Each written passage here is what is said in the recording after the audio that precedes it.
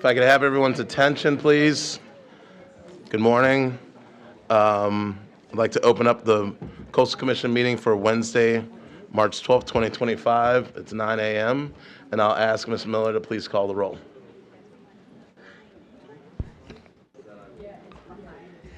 Good morning. Commissioner Bochco. Dana. Commissioner Bochco. Commissioner Calfee. Here. Commissioner Dumlau. Here. Commissioner Escalante. Here. Commissioner Hart. Present.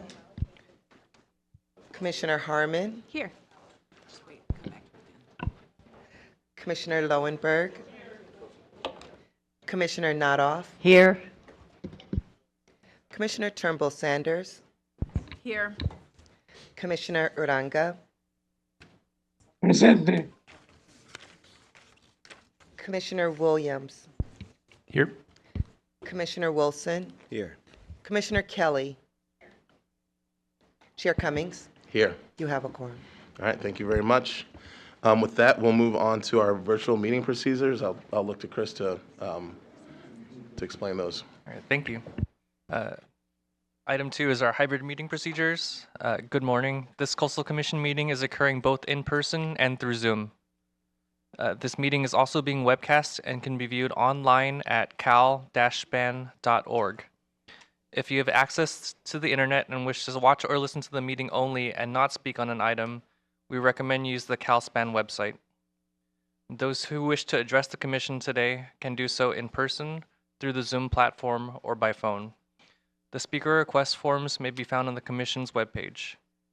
Paper forms and a scannable QR code for paperless submittal are available on the Commission staff table just outside the meeting room. For those on Zoom, we have posted virtual hearing procedures on the Commission's agenda webpage, which is a guide on providing comments via Zoom or by phone. Members of the public speaking during general public comment may be given up to 2 minutes to speak at the discretion of the chair. Requests to speak during the general public comment period will not be accepted after 9 a.m. on each day of the meeting. In order to provide the opportunity for the broadest range of public participation, you may speak on a specific topic one time only each month. Those speaking on an agenda item that is not general public comment are typically allowed 2 to 3 minutes to speak at the discretion of the chair. We will accept a request to speak on a particular item up until the chair opens the hearing on that item. If you have access to the internet, please go to the Commission's webpage and click on the link to fill out a speaker request. If you do not have internet access or prefer to testify by phone, please call the Commission staff at 562-477-9089. Again, that number is 562-477-9089. Staff will provide you with a telephone call-in number and instructions for how to participate and provide testimony by phone. We will manage speakers coming in and out of the meeting through a meeting organizer. When it is your time to address the Commission, the organizer will invite you to turn on your video and microphone or provide instructions on how to unmute the phone. Chair Cummings, that concludes the virtual hearing procedures. Great, thank you so much. All right, I'll turn to staff to see if there's any agenda changes for today's agenda. Yes, good morning, Chair Cummings, Commissioners. Agenda changes is item 3. The posted agenda changes are still all correct, which I'll run through, and then we have one addition. So the first is item 10A. This is a hearing deadline time extension for the San Mateo County LCP amendment associated with renumbering their LCP implementation plan. That item is moved to consent. Item 11A, this is the Munro CDP application for residential improvements in Seadrift and Stinson Beach in Marin County. That item is also moved to consent. And then our addition is item number 13A. This is the Ventana Fire Prevention Notice of Impending Development in Monterey County and Big Sur. That item is moved to consent. Item 15A, this is the CDP application for redevelopment of an unused structure along Cannery Row in Monterey. This application's been withdrawn, so this will not be coming back anytime soon. Item number 15D, this is the City of Santa Cruz's Beach Management Plan CDP application. That item's been moved to consent. Unless there's any questions, that concludes the agenda changes. Great. Are there any questions from the commission? Seeing none, we'll move on to general public comment. Before we begin general public comment, I wanted to welcome our new commissioner, Ms. Ariel Kelly, and I wanted to provide her with an opportunity to make some statements and just introduce herself to the commission and the community. Thank you, Chair. I will be brief because I know we have a lot of work ahead of us. It is just an honor to be here representing the North Central Coast. I hail from Sonoma County, California, and I'm an elected representative for the city of Healdsburg. I am appointed by Pro Tem Senator McGuire, and today is my first meeting. Really an honor to be sworn in this morning and to be here with all of you at my first meeting, and really looking forward to the work ahead of us. Thank you. Thank you, and welcome to all the fun that you will be having. Okay, so with that, I'll open up to general public comment. I know that we have a representative from the city of Santa Cruz who is here to welcome us today, and so I'll invite up Councilmember Scott Newsom to the podium to start us off with public comment today.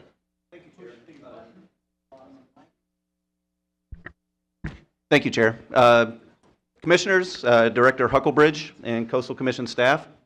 My name is Scott Newsom. I represent District 4 on the Santa Cruz City Council. And on behalf of the Council and the City of Santa Cruz, I want to quickly extend a very warm welcome to you to our city. We are so excited that you are here and want to thank you for choosing Santa Cruz as a site for this month's meeting.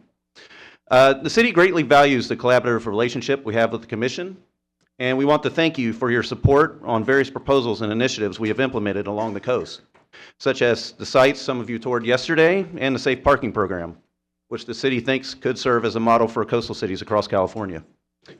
We also look forward to continuing and strengthening our relationship in the coming future as we work together as partners to protect coastal access and promote environmental stewardship and housing affordability along the coast. In the meantime, we hope you have a great stay in Santa Cruz, that you enjoy our hospitality and all that our great community has to offer, and to please reach out if we can be of assistance in any way as you conduct your business. Thank you. Thank you so much. All right, with that, I'll turn it to Chris to call up the next speakers for public comment. All right. We have 40 speakers now for general public comment. For members of the public, I'll be announcing the names of the upcoming speakers and invite you to speak when it is your turn. Each speaker will be allowed 2 minutes to speak during general public comment. In order to allow for live video testimony on Zoom, we will be bringing you in as panelists. As we bring you in, your Zoom will reload. This may take a moment. To speed up this process, we will bring several people in at a time, but please remain muted and keep your video off until we ask you to speak. After your time is up, you'll be moved back to attendee mode. For members of the public present in the room, I'll call your names in the order that they appear in our sign-up list. When you hear your name, please line up behind the podium and announce yourself with your name when you approach to speak. Several helpful tips. There's a raise your hand function that will help us find you in the attendee list. If you're using a phone for audio, you can raise your hand by dialing *9. If you are participating by Zoom, you should see a button on your Zoom screen. If you have signed up to speak for this item and are able to do so, please raise your hand now. When it is your time to speak, we will invite you to unmute and turn on your camera. You can unmute yourself on a phone by dialing *6. And please remember to state your name for the record. So starting off, we have a group presentation, 12 people, starting with Ed Mitchell, Tanya Rivera, and Lisa Schmidt. Did you want us to line up? Yes, please. Please.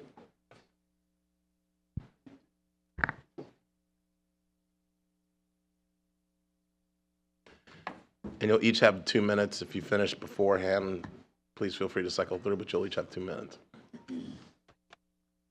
A slide, please.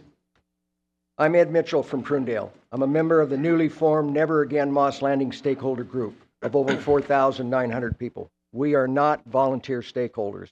We were forced into it 2 months ago because our families, homes, farms, boats, and businesses, as well as the local sea and estuary, were exposed to the massive lithium pollution that washed across our community. Next slide.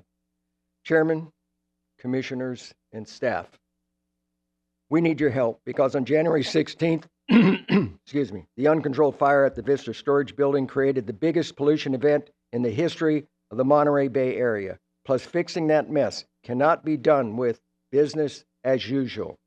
In that spirit, our group makes 3 fair and reasonable requests for this commission to accomplish its mission with strong public input. Hello. Please have your staff provide your, number 1, is to provide a plan about how to cut through red tape and standard delays and gather the critical information that this body needs to make wise decisions early on and later. For example, the greatest concentration of toxic material is the black polluted residue spread across the length of the floor of Vista's former building. We believe you need sampling results from there to start your enforcement assessment of the type of dangerous toxin to be handled before cleanup and during restoration. Number 2, Coastal Act, Article 3, paragraph 30335.5 gives you the authority to establish a scientific panel. Do so. Then have the panel review DTSC, EPA, PUC, emerging disaster findings to create a summary of the magnitude of damage to the Central Coast resources and people. Next slide. We asked Santa Cruz Enforcement Branch to immediately issue a notice of violation on Vista's property and trust Director Oliver because of her reputation for integrity and action. By the way, Never Again Moss Landing has already red tagged the PUC's approved storage area. We did that on 8 February.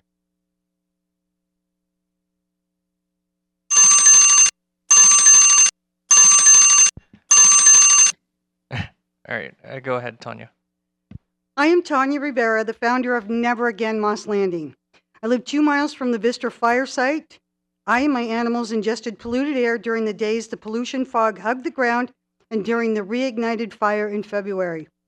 To help the Coastal Commission, our group will supply the heavy metal measurements of 125 surface scrape samples of fallout that our group gathered on their properties 10 days after the initial fire.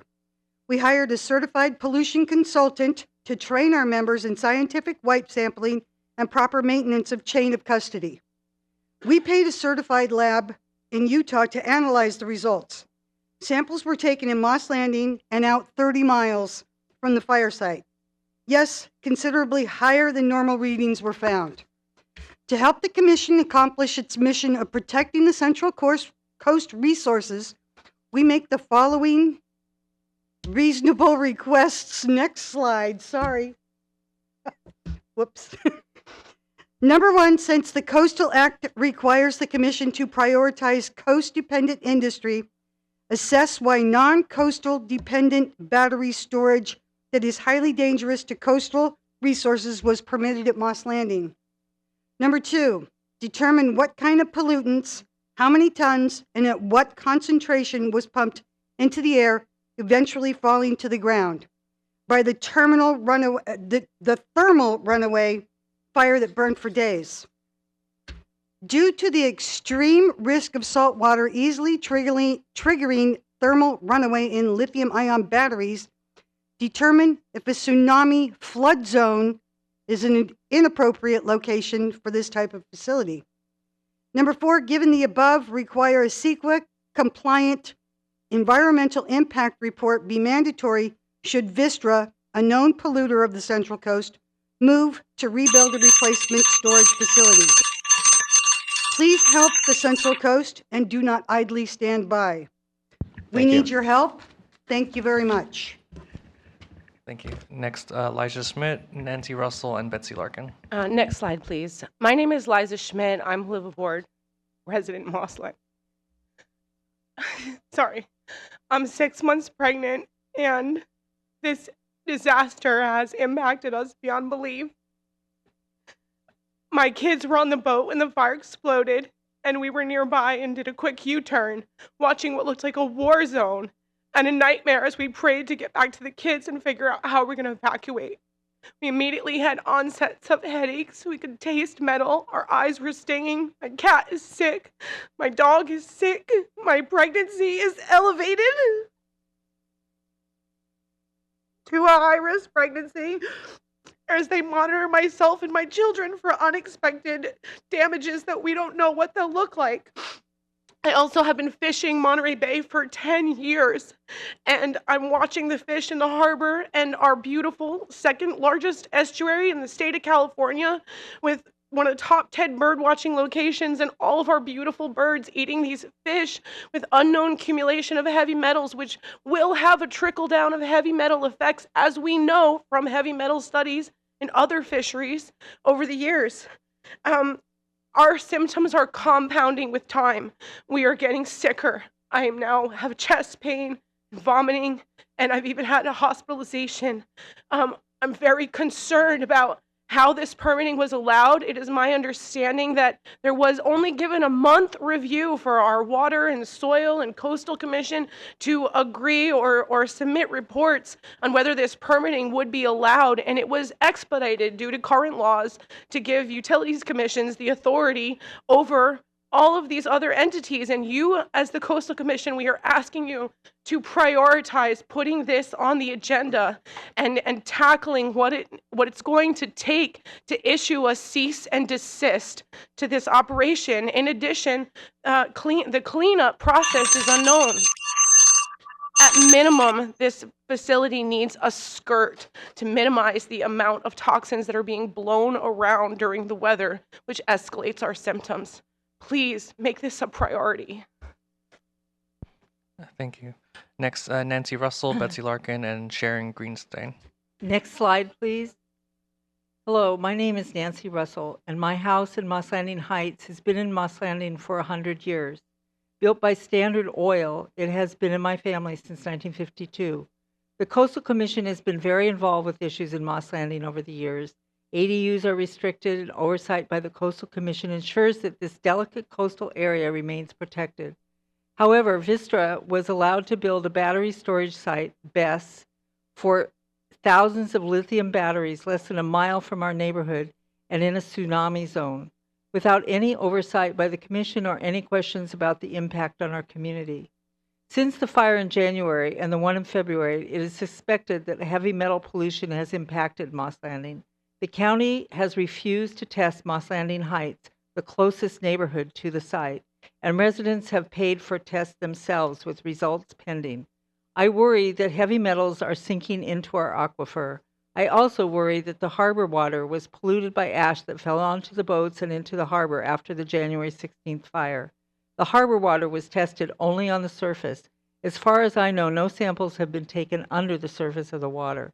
It has been proven that water and lithium batteries don't mix well. We have been warned by the county that as the batteries smolder, flare-ups can happen any time, and we have gotten emergency alerts when rain is forecast. The batteries present huge environmental dangers which we have witnessed and live with daily. Your involvement in this matter is critical. So I ask that you require an EIR before the cleanup of the Vistra site, as this cleanup will also present environmental dangers. In addition, an EIR should be required for any future BESS. Thank you. Thank you. Betsy Larkin, Sharon Greenstein, and then Gail Eisner. Betsy, you're joining via phone, I see. Go ahead. Yes, that's correct. Can you hear me? Yes, we can. Let us reset the Great. clock. My name is Give us a Betsy second to Larkin reset the clock. Estes. Okay. Sure. Sorry about that. Okay, go ahead. No problem. My name is Betsy Larkin Estes, and I live in Royal Oaks, just over 3 miles from the Vistra location. I want to emphasize the importance of self-policing and responsible corporate citizenship in ensuring environmental and public safety. For 15 years, I was the controller of an electronics manufacturing facility in Watsonville. We operated under rigorous oversight because we were considered an environmental risk and were EPA award winners for our environmental responsibility. Our compliance measures included monitoring our discharge water for copper and lead. Our water was cleaner than what we received from the city. Annual testing of our property's water well, which was always in compliance. Fume scrubbers on our roof, with emissions reported quarterly to the Monterey Air Pollution Control Board. X-ray absorption and air quality sensors on our employee uniforms, inspected annually by our insurance company. Annual physicals for full blood tests for employees in high-risk areas. A written action plan for emergencies with an on-site hazardous incident team that trained regularly. As responsible corporate citizens, we were never afraid to prove we were not a risk. I urge you to demand the same level of rigor from any organization seeking to establish potentially hazardous processes near our treasured Monterey Bay. Thank you very much. Thank you. Next, Sharon Greenstein, Gail Eisner, and then Rochelle Schneider. Sharon. January 16th, the air in Royal Oaks burned my nose and lungs and gave me a headache. My household developed a cough for weeks. We still have rashes to this day. I'm using my degree in biochemistry and environmental toxicology knowledge to research the Moss Landing battery fire. The world's largest battery fire did release toxins. The vapor production of HF and other pollutants from the fire should be and can be calculated. The EPA air quality station near the harbor saw HF levels increasing when they decided to demobilize on January 20th. Air monitoring did not test for other hazardous byproducts. Burned hazardous material precipitated all over the slough and the bay and the coast. XRF data showed elevated levels of metal in Monterey compared to Santa Cruz County surface soil. Community surface wipe sampling data indicated a similar pattern. There was a clear trend of higher metals near Moss Landing compared to North Santa Cruz County. Cobalt to nickel ratio is uniformed in all the surface wipe samples and the XRF data from Site 8, which contained visible fire debris. This even distribution of cobalt to nickel is unnatural and suggests the presence of a major polluting event. I urge the Coastal Commission to form a science panel and to collect at least 10 ash samples from the burned building. Analyze those samples for all the potential contaminants and share the data with the community. Ensure a full environmental impact report is conducted to protect the bay and the coast during the hazardous waste cleanup. Lastly, ensure Vistra's emergency plan is updated to consider the plant is in a tsunami zone. You have the responsibility to protect our coast, and therefore there must be increased oversight at the Moss Landing power plant. Thank you. Thank you. Next, Gail Eisner, Rochelle Schneider, and then Satya Orion. Hello, I'm Gail Eisner. I live about a quarter mile in Moss Landing from the plant. Based on my experience as a federal EPA field investigator, I must say that you have a very complicated situation on your hands, to say the least. Moss Landing is a small community with a very diverse population of approximately 1,200 people. We are not prepared to become the largest lithium-ion battery storage facility in the world. I urge the Coastal Commission to consider putting a pause on all decisions relating to the Vistra Tesla PG&E plant. This facility does not appeal to need a coastal dependent designation. Please do not allow this plant to move forward until a full environmental review scoping is conducted, so further damages may be avoided.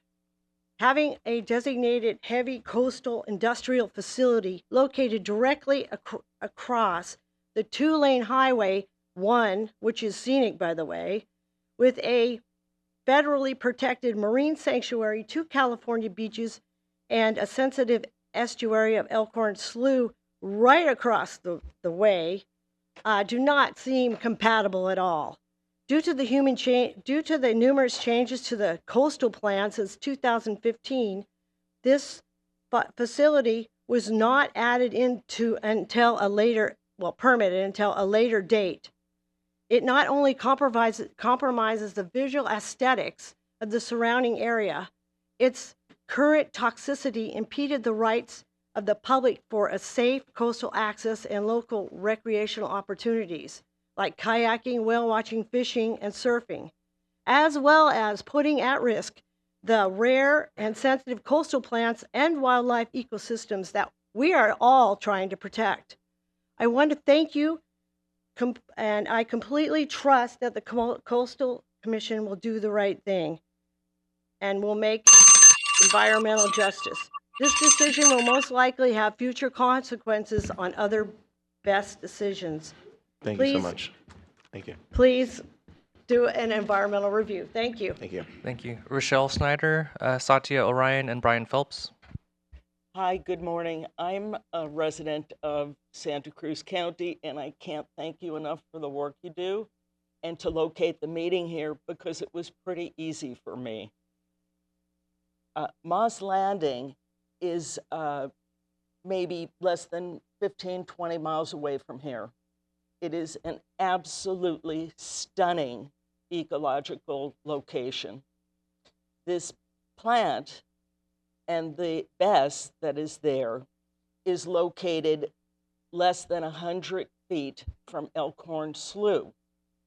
I say, if you have time when you're here, please drive down and take a look. It is stunning. You oughter go there because otherwise you'll regret it. Now, I'm here to remind you that we love you and we know it's a tough job, but you have the power to open up your own investigation. And in fact, it's an environmentally sensitive area, quote. The traditional way of repurposing generation facilities because they're by water to cool their plants is a little outdated. We have a state mandate, right? 2045, this is all renewables. We have conflicts among agencies. We cannot get the data of either Monterey County to be able to act alone, CPUC to act on it, you all to act on it. And we would appreciate that you initiate your own review that would coordinate and include these local authorities and under the Coastal Act, include independent technical advice from academic scientific communities. That's in the Coastal Act. You are empowered. Please include at a minimum an environmental report before we allow this to go forward. And thank you so much for being here. Thank you. Thank you. Reminder for people approaching to the mic, please state your name for the record when you speak. Next is Satya Orion, Brian Phelps, Carol Bjorn, and then Michelle Clary. Good morning. I'm Satya Orion, a resident of SoCal and a member of Never Again Moss Landing. Can I pause you for 1 sec? Do you all still need these slides? Because if not, we can actually take the slides down.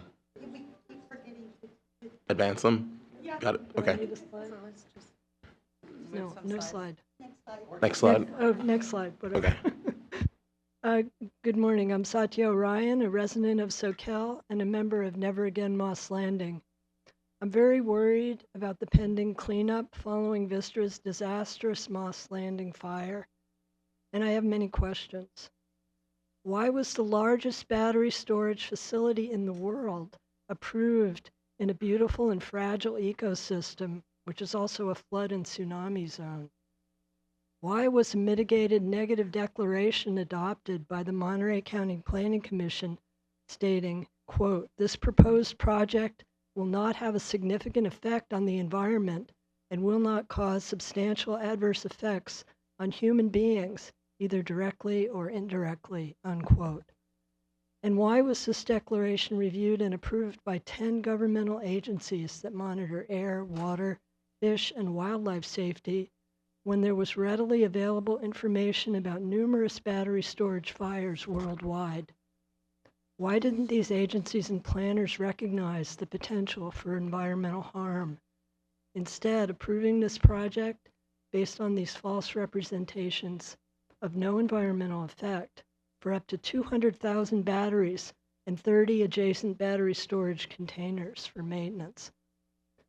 Given the environmental damage we witnessed in January and the very real potential for reignition, we ask the Coastal Commission to please protect and prevent further harm to our precious coast by requiring a full environmental impact review of the Vistra site before any cleanup is begun. Thank you. Thank you. Next, Brian Phelps, Carol Bjorn, and Michelle Clary. Good morning, Commissioners, and welcome to Santa Cruz. My name is Brian Phelps. I was born and raised here in Santa Cruz County.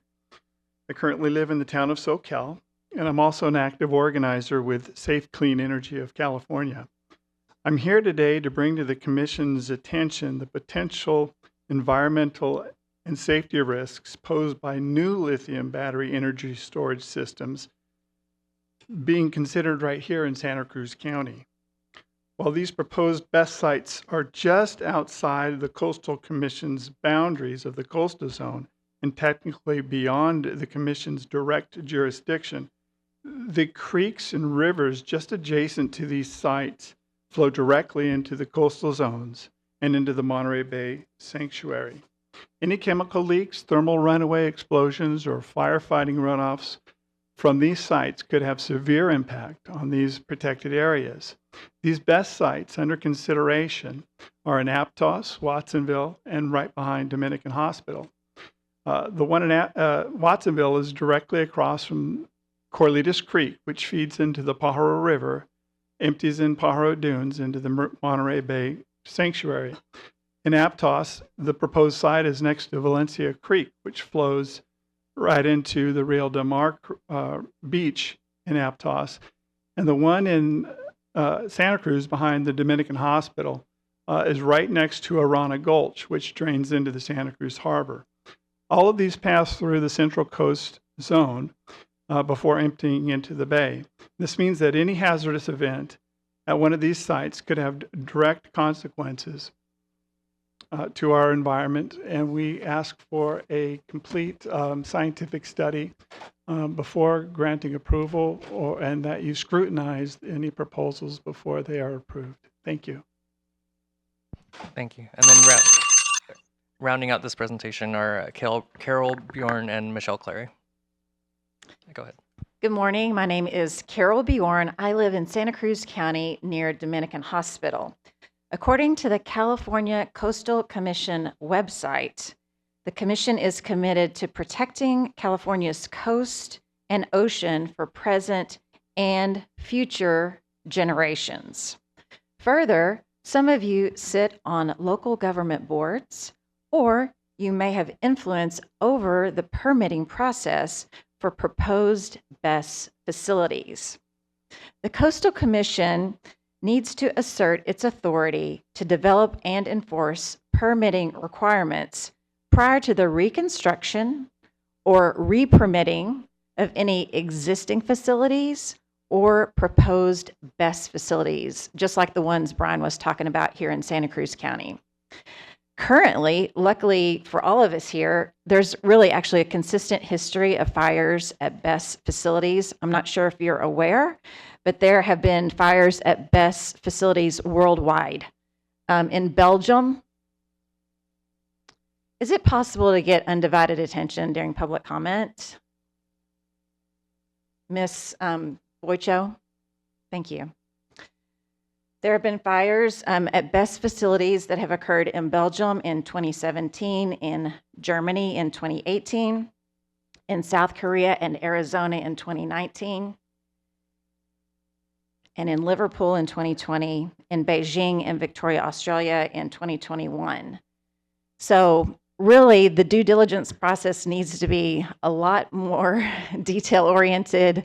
You guys have a great opportunity to use the law in your favor, in our favor, in all of our favor, to benefit like what your commission, you're committed to protecting and enhancing California's coast and ocean. This is a great opportunity for you to insert your influence and take charge so that disasters like Moss Landing never happen again. Thank you.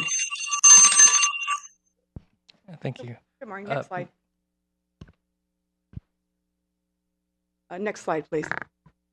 Hi, I'm Michelle Clary. I'm a resident of Royal Oaks under the Coastal Commission jurisdiction.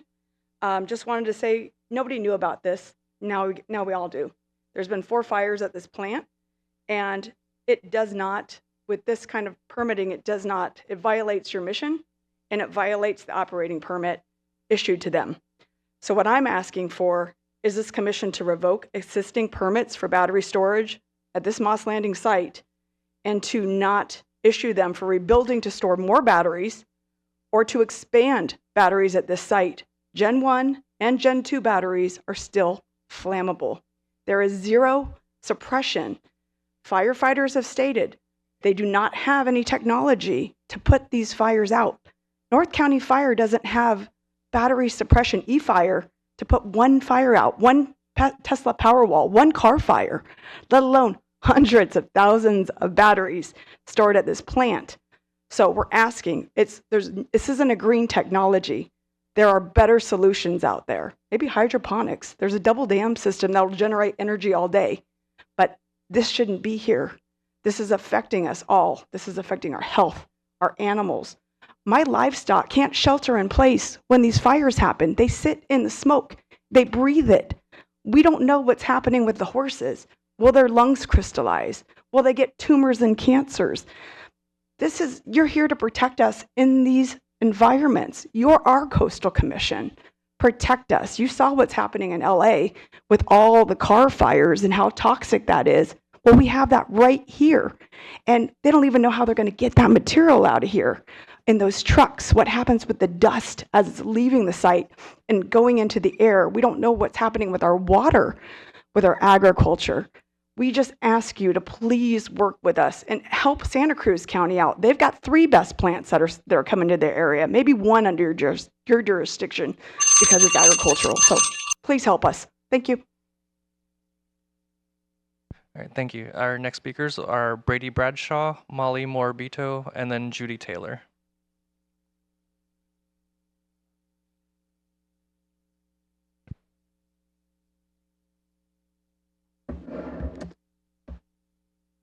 Good morning, Commissioners. I'm Brady Bradshaw. I'm a campaigner with the Center for Biological Diversity. I live here in Santa Cruz and often travel to Santa Barbara.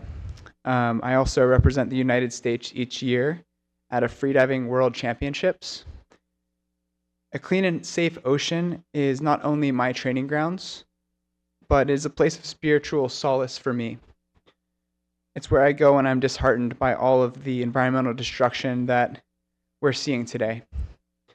Beneath the ocean, my mind goes blank and I can really relax. In 2021, I was diving in San Diego. I found this oil floating 2 weeks after the Huntington Beach oil spill. And it ruined my day of diving, to say the least, but it also compelled me to kind of get back into the fight to stop offshore drilling. And when your spiritual home gets trashed, it sparks something like righteous anger. And because to me, the ocean is sacred.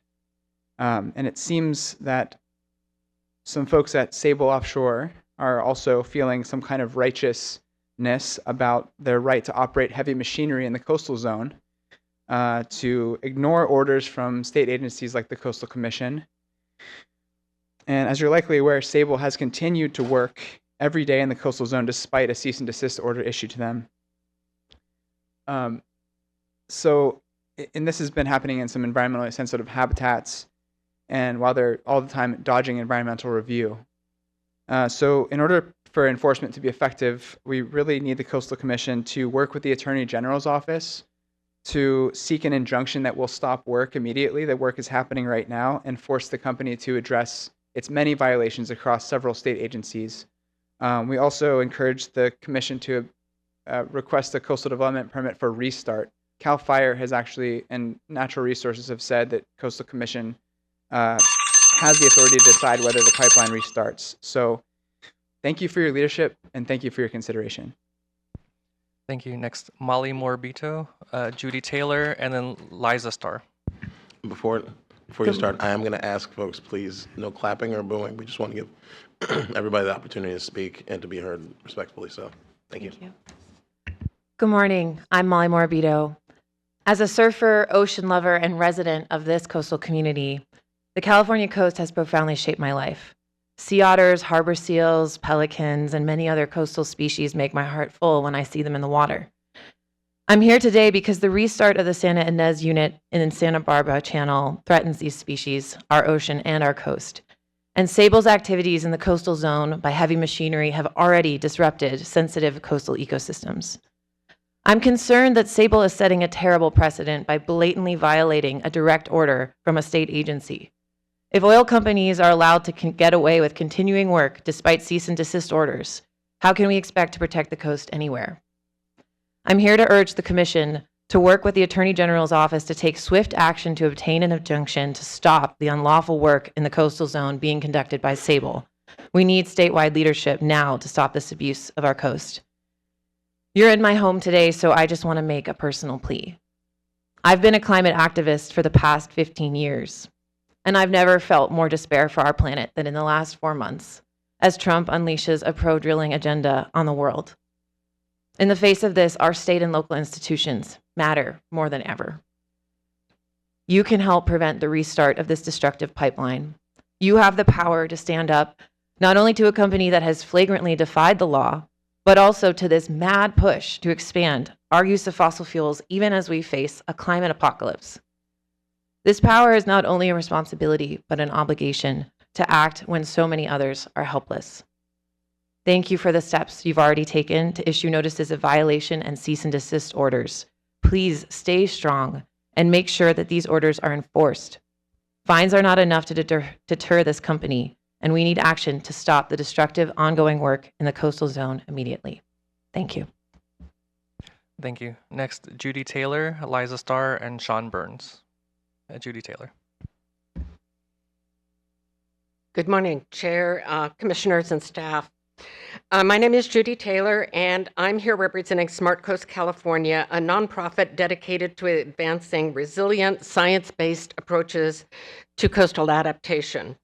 First, I want to thank you for your ongoing leadership as we face the growing impacts of sea level rise, coastal erosion, and extreme weather events, one of which is heading our way right now. We recognize the difficult balance you must strike, and it is a tough one. At Smart Coast, we work closely with local governments, planners, and stakeholders to promote practical and adaptive solutions to these challenges. Today, I want to highlight an opportunity for collaboration. Tonight, we are hosting a virtual stakeholder meeting called Navigating the Coastal Rebuild. The event will bring together coastal planners, engineers, environmental advocates, and community members to discuss real-world strategies for rebuilding and adapting to sea level rise. As California faces tough questions about how, where, and whether to rebuild along the coast, we believe open dialogue among diverse voices is essential. We warmly invite commissioners, staff, and members of the public to join us. More details are available at our website, www.smartcoastca.org. That's smartcoastca.org. In closing, Smart Coast California is committed to being a partner and shaping thoughtful, balanced coastal solutions that work for people and the environment. Thank you for your time and all you do to protect California's coast. Now, taking off my Smart Coast hat and my Judy Taylor 50-year coastside resident, the Big Wave Project, which you guys have dealt with for half of my residency, is vertical. It is broken ground. The wellness center is under construction. The residents are ecstatic. It looks like a residency will happen second quarter of 26. So thank you for your cooperation in getting that built. Thank you. Thank you. Next, Liza Starr, Sean Burns, and then Peter Sidlowski. You already spoke. I already spoke, Yeah, so I just so- wanted sorry. to let you know. Okay, thank you. Sean Burns, Peter Sidlowski, and Jonathan Evans. Hello, my name is Sean Burns. I work with the international nonprofit Save the Waves. I'm the coordinator for the Santa Cruz World Surfing Reserve. Born and raised here in Santa Cruz, lifelong surfer, so I spend just about every day I can in the ocean.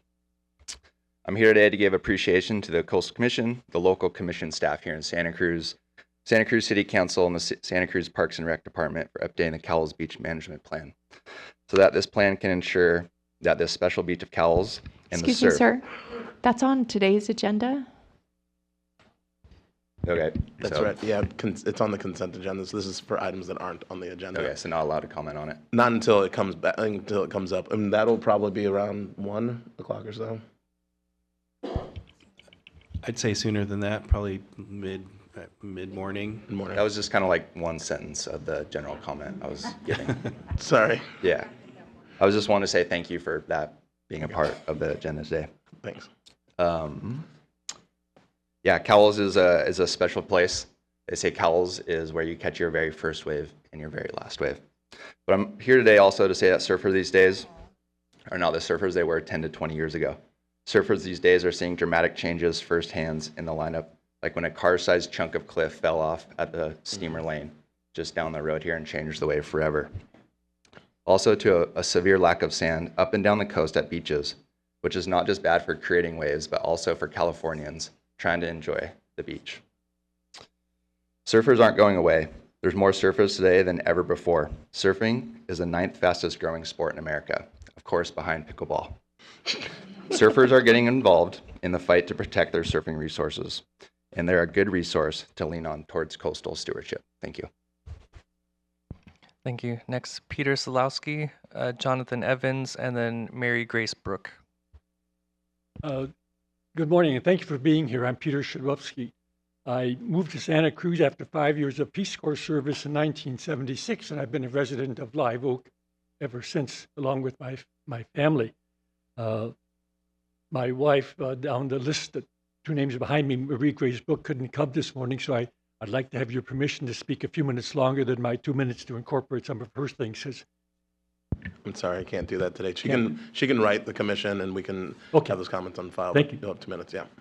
So since I've been in Santa Cruz these 46 years, my family's expanded. I have 3 children, 5 grandchildren, and 4 great-grandchildren. None of them can afford to live here.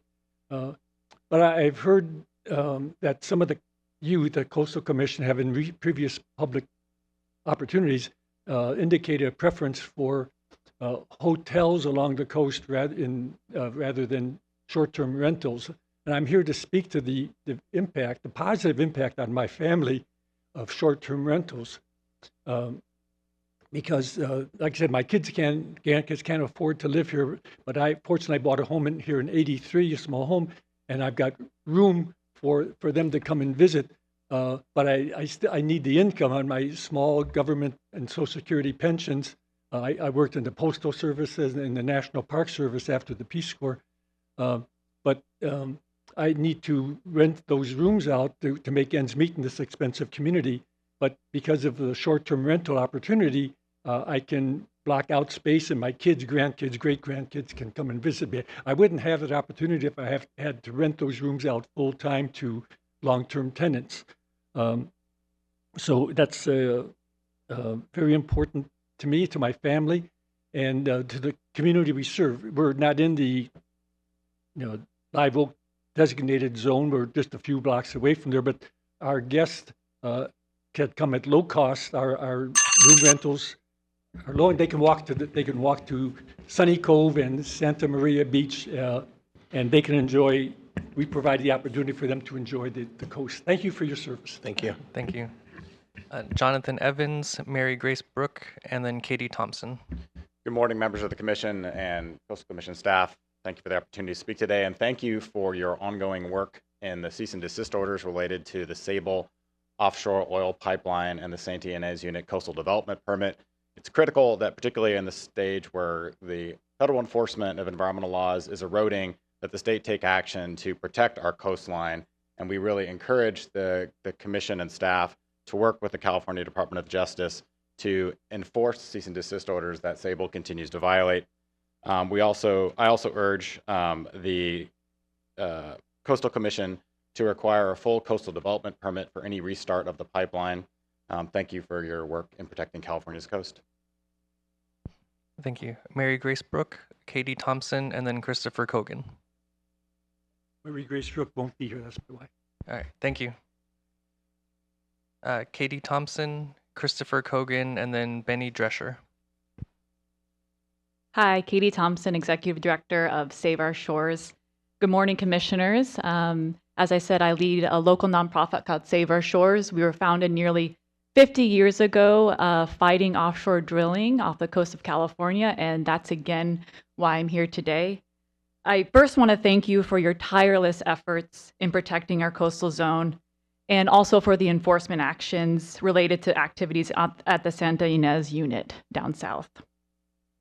Your recent cease and desist orders to Sable regarding their pipeline work demonstrate your commitment to safeguarding the coast.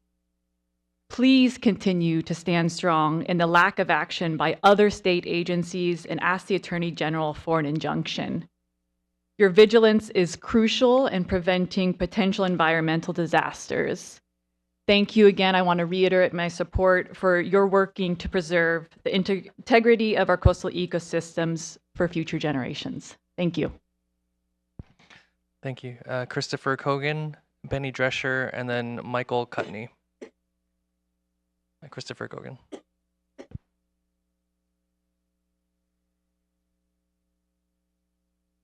Hey, good morning. My name is Christopher Kogan. I'm a resident of Santa Cruz. Thanks for the opportunity to give comment. Restarting the Sable pipeline would more than triple Santa Barbara County's industrial emissions and risk another devastating oil spill like Refugio in 2015. So best case scenario, if we restart it, we exacerbate global warming and sea level rise. In worst case, we cover our coasts in oil. Our coastal communities deserve better. We need to invest in real solutions, not prop up oil giants that have repeatedly failed to protect our health and environment. I urge the Coastal Commission to get injunction with the Attorney General to force Sable to stop work. Thank you. Thank you. Next, Benny Drescher, Michael Cutney, and then Nancy Markey.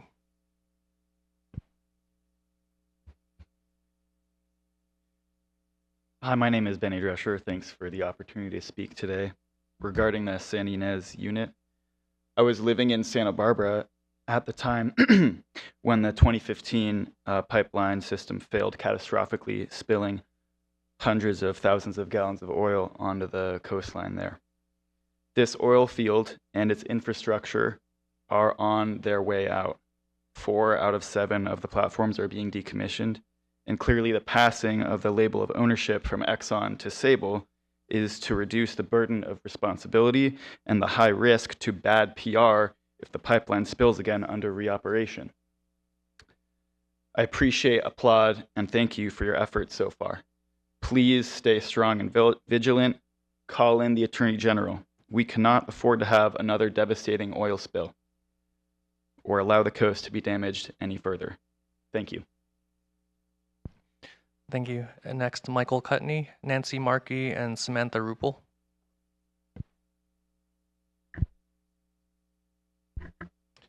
Hello, I'm Michael. Today I want to speak today as a practicing chemical engineer who has worked in the defense and semiconductor industry, handling hazardous chemicals and dangerous goods throughout my career. I have several questions for you today addressing my concerns about BESS. I have a presentation that if you could please put up. Give us a second. And if we can pause the clock as well.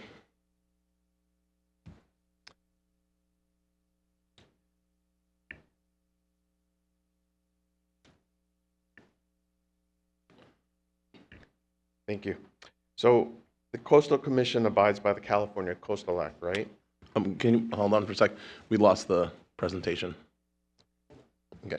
I gave a few handouts, but if you've read every act of the coastal, every section, then you may be familiar with this, but should I keep waiting? Yeah, just hold on for 1 sec. And then we'll give you some additional time since the clock was running. Thank you. Yep.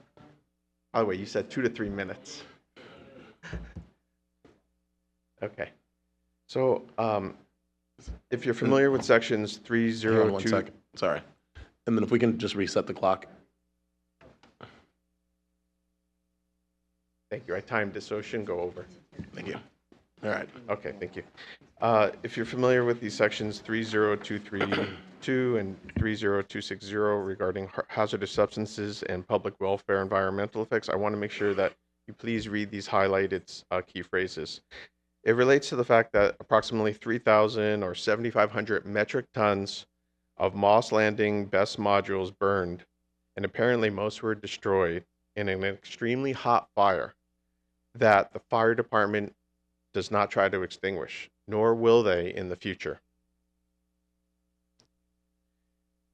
Did you wonder what happens to all that lithium and those other metals if they're no longer in that debris pile? Well, if they're not on the ground, then that metal ended up being transported as nano and microparticles distributed through the debris trail carried by the winds and inversion layers. So I did some simple math. So if you assume 75% of that mass burned and it was lithium, and then that 75% was volatilized, that corresponds to 1,600 metric tons of lithium oxide spread across the fire region. Who knows where it landed? But you've seen some earlier studies showing where it has deposited. So if that landed within a 2-mile radius of the plant, you would end up with 1 millimeter thick lithium oxide. Now, we didn't see that. People didn't see 1 millimeter thick snow on the ground, but San Jose State University testing did show increased concentrations in the estuary, and you already heard some previous results. So I tasted metal just a mile away from here. Okay, I live really close by. And that corresponds, if you do the calculations, to that film, all that lithium spreading out, that corresponds to about a 10 micron film. And as I mentioned, it's nanoparticles, so we're all breathing it. Dust, you're breathing it. So Thank I you. just want to make sure you carefully consider future best projects and contain it. And for tsunamis, Thank you so please much. make sure you have good HAZOP plans for these plants. Thank you. Thank you. Next, Nancy Markey, Samantha Rupel, and Steve Ray. Good morning. My name is Nancy Markey. I have lived in Upper Pebble Beach for 25 years. I'm in an area where there was a fire in 1987 which destroyed about 20 homes. Within 1 mile of my home, there are 16 short-term rentals. I believe few of these rentals are in accordance with Monterey County requirements. My concern is the growing number of these rentals are creating a safety issue. By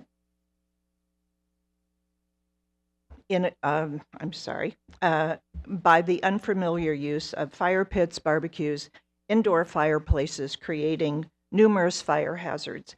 In addition to overflowing garbage cans, noise, arrivals late at night, rolling suitcases, and general bad behavior, 2 of these houses are designed for parties, including the addition of pool tables, video games. There are a number, these are the number of responses I received from my neighbors who have the same concerns that I do. I know this is not on the current agenda. However, it is my understanding that it will be soon. I am 85. I'm a widow. I live alone.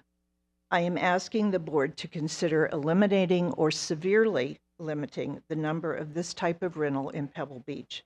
I don't want my neighborhood to become another Pacific Palisades. I ask you, if you invested in a home, would you want to live across the street from a hotel?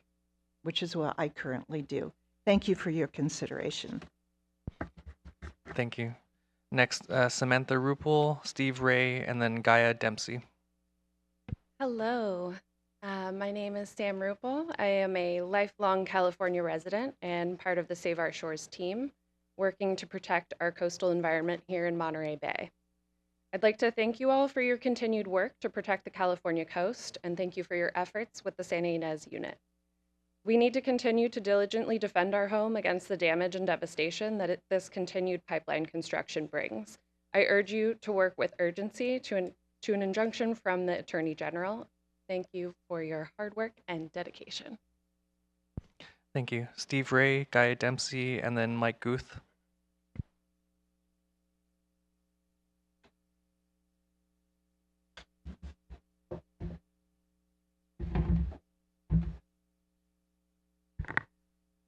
Well, good morning, Mr. Chair, commissioners, and staff way down there at the end of the room. It's nice to be here. First of all, let me ask you to again pardon my voice. I'm having something done about it on Monday, so hopefully by next month I'll be able to speak better. I was particularly moved by all the comments made this morning about the situation in Moss Landing, the battery fire there, all of the health issues that are being discovered there, and work that might be going on there. The group that spoke this morning spoke with intelligence, with passion. They're concerned, they're scared, they're a little angry. All of that is normal for what they've been asked to go through here. Now they want to get something done about this. It is within the power of this commission to do certain things, and I would hope that commissioners would encourage the staff, if they need any encouragement, they probably don't, to try to do as much as possible. I understand that there may be some cleanup and possible demolition going on at the site. That would be a constitute development, and I don't think there are any permits that have been issued for that. I know there are some restrictions regarding the certified LCP and the process that must be followed, but within those restrictions, this commission does have the authority to move forward and do something about that, and I would certainly encourage you to do something. This is a terrible situation there. They're the only people in the world that have faced this much of a problem with that, battery storage fires. So with that, I thank you very much for your attention, and I want to welcome Commissioner Kelly to the commission. Welcome. Yeah, thank you. Next, Gaia Dempsey, Mike Guth, Steve Stiles.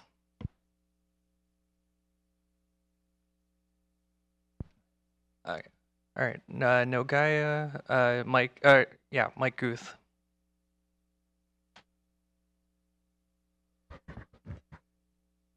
Good morning. It was on. There you go. Good morning, Chair. I'm Mike Guth. I am the co-chair of Sierra Club California's Coastal Committee. And as chair of the Santa Cruz County group of the Sierra Club, I'd like to welcome you all back to Santa Cruz County. And for first time as Coastal Commissioner, welcome to Commissioner Kelly. I want to let you know that the Sierra Club, with its 500,000 California members, supports your mission.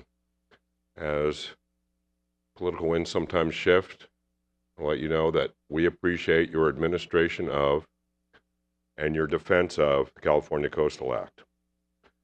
Also, locally, I'd like you to know, if you don't already, that we here in this region are very fortunate to have the level of staff that we have under the leadership of Dan Carl and his people here in the county and in the city.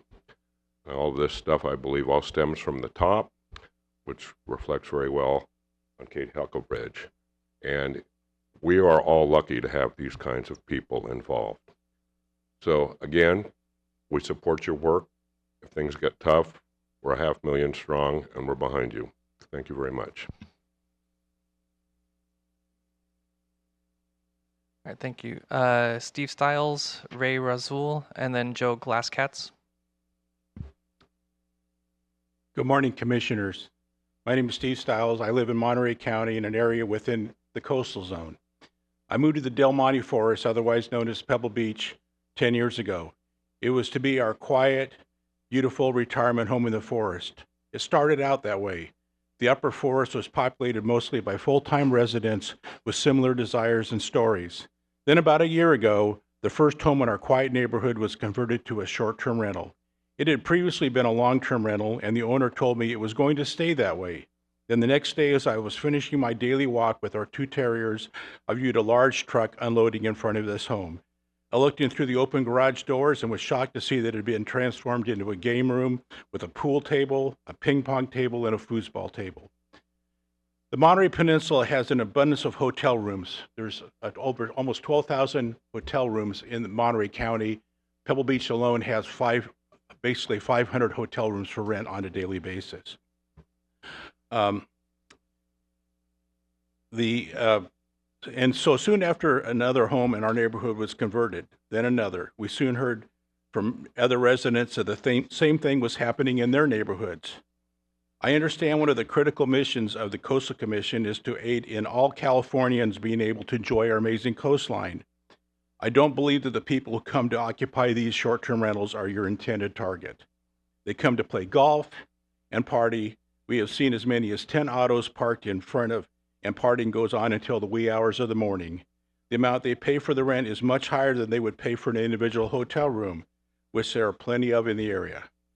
Both the owners of these properties and the people that rent them have proven over and over that they are not good neighbors. I listed a few of their faults.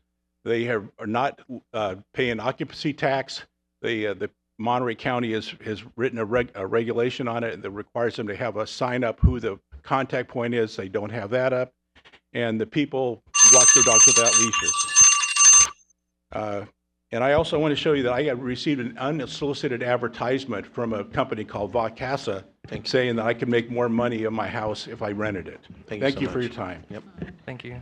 Ray Rasul, Joe Glasscats, and then Mateo Hastings Poro. I'm Ray Rasul, resident of Pebble Beach since 2000. I'm here to support Steve and Nancy and their statements regarding our pristine sanctuary in Pebble Beach. We live in the Del Monte Forest, a protected environment. The people that are coming in STRs are not respectful of this pristine sanctuary we live in. We have no sidewalks, no street lights. We have children and dogs, animals that play in the streets, and the people that come in from anywhere from Fresno all the way to Los Angeles do not know that it's 25 miles an hour speed limit in all of Pebble Beach. They race their cars up and down the streets. They have little regard for our neighbors and the children and their animals. We've found stacks and stacks of cigarette butts in the streets. One of the homes that's an STR, a very large home, it's 500 feet from the 87 fire. We're worried, we're vigilant, and we expect that the California Coastal Commission can help us to decrease the number of STRs in Pebble Beach. Thank you. Thank you. And our last two in-person speakers, Joe Glasscats and Mateo Hastings Poro. Hi, thank you all for being here. I'm Joe Glasscats. I'd also like to thank all the courageous people who have shared their stories today. Deeply moving. I'm here to talk about Sable as well, Santa Ynez. Sable has shown itself to be an untrustworthy entity. You guys have already found that they are in violation with your cease and desist. Enforcement is a hassle, but necessary. And I'm just imploring you, asking, please figure that out. They're not listening right now. They're continuing to operate. And they know that at the federal level, they have a green light to drill, baby, drill. There was just a gathering of oil execs in Houston. The chair or keynote speaker, who I believe is in the Trump administration, said that climate change is the cost of doing business. The planet cannot be the cost of doing business. You guys are already doing the right thing. And now it's just follow through. It's just making sure that it actually happens. So thank you for everything that you guys do. Thank you. Mateo Hastings Poro, and then I'll note that we have 6 people on Zoom after that. So, go ahead. Right on. Thanks, everyone. My name is Mateo Hastings Poro. I've lived here for 27 years, and I'm going to be commenting on the Sable. Thank you for your continued effort in protecting the coastal zone throughout your enforcement actions related to activities on the Santa Ynez unit. For the sake of our beautiful coast, the unique biodiversity of the marine area, and the communities that live nearby, please stay strong and vigilant. We cannot afford to have another devastating oil spill or allow the coast to be damaged further. The coast was permanently altered after the 2015 spill, with hundreds of marine animals killed and the health of nearby communities negatively affected. We are counting on you to stop the unlawful construction work happening now and require all activities in the coastal zone to be subject to a coastal development permit, including restart of the pipeline. Thank you so much. Thank you. And now moving to our Zoom speakers, we're starting with Gaia Dempsey, followed by Peter McNamee, and then Camila Rang. Gaia Dempsey, you should be in as a panelist now. You're free to unmute yourself. Thank you. I want to start by thanking the Coastal Commission for the work that you have done and continue to do to protect our coasts. health in California is interdependent with the health of the natural world. My request to you today is simple. Please continue to push back on the Sable pipeline in Santa Barbara. Human ingenuity is so much bigger than oil. That ingenuity is what we should be drilling into. Growing our economy and having a strong energy sector is not incompatible with protecting the natural world.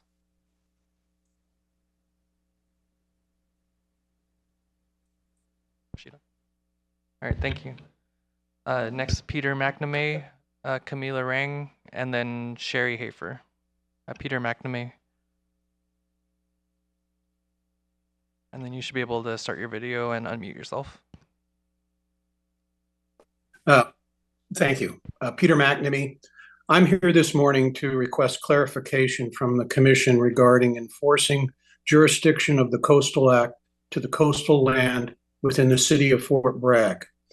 The Mendocino Railway purchased some 400 acres of coastal zone headlands and announced its intent to develop the land to build hotels, recreational facilities, industrial buildings, and residential vacation accommodations.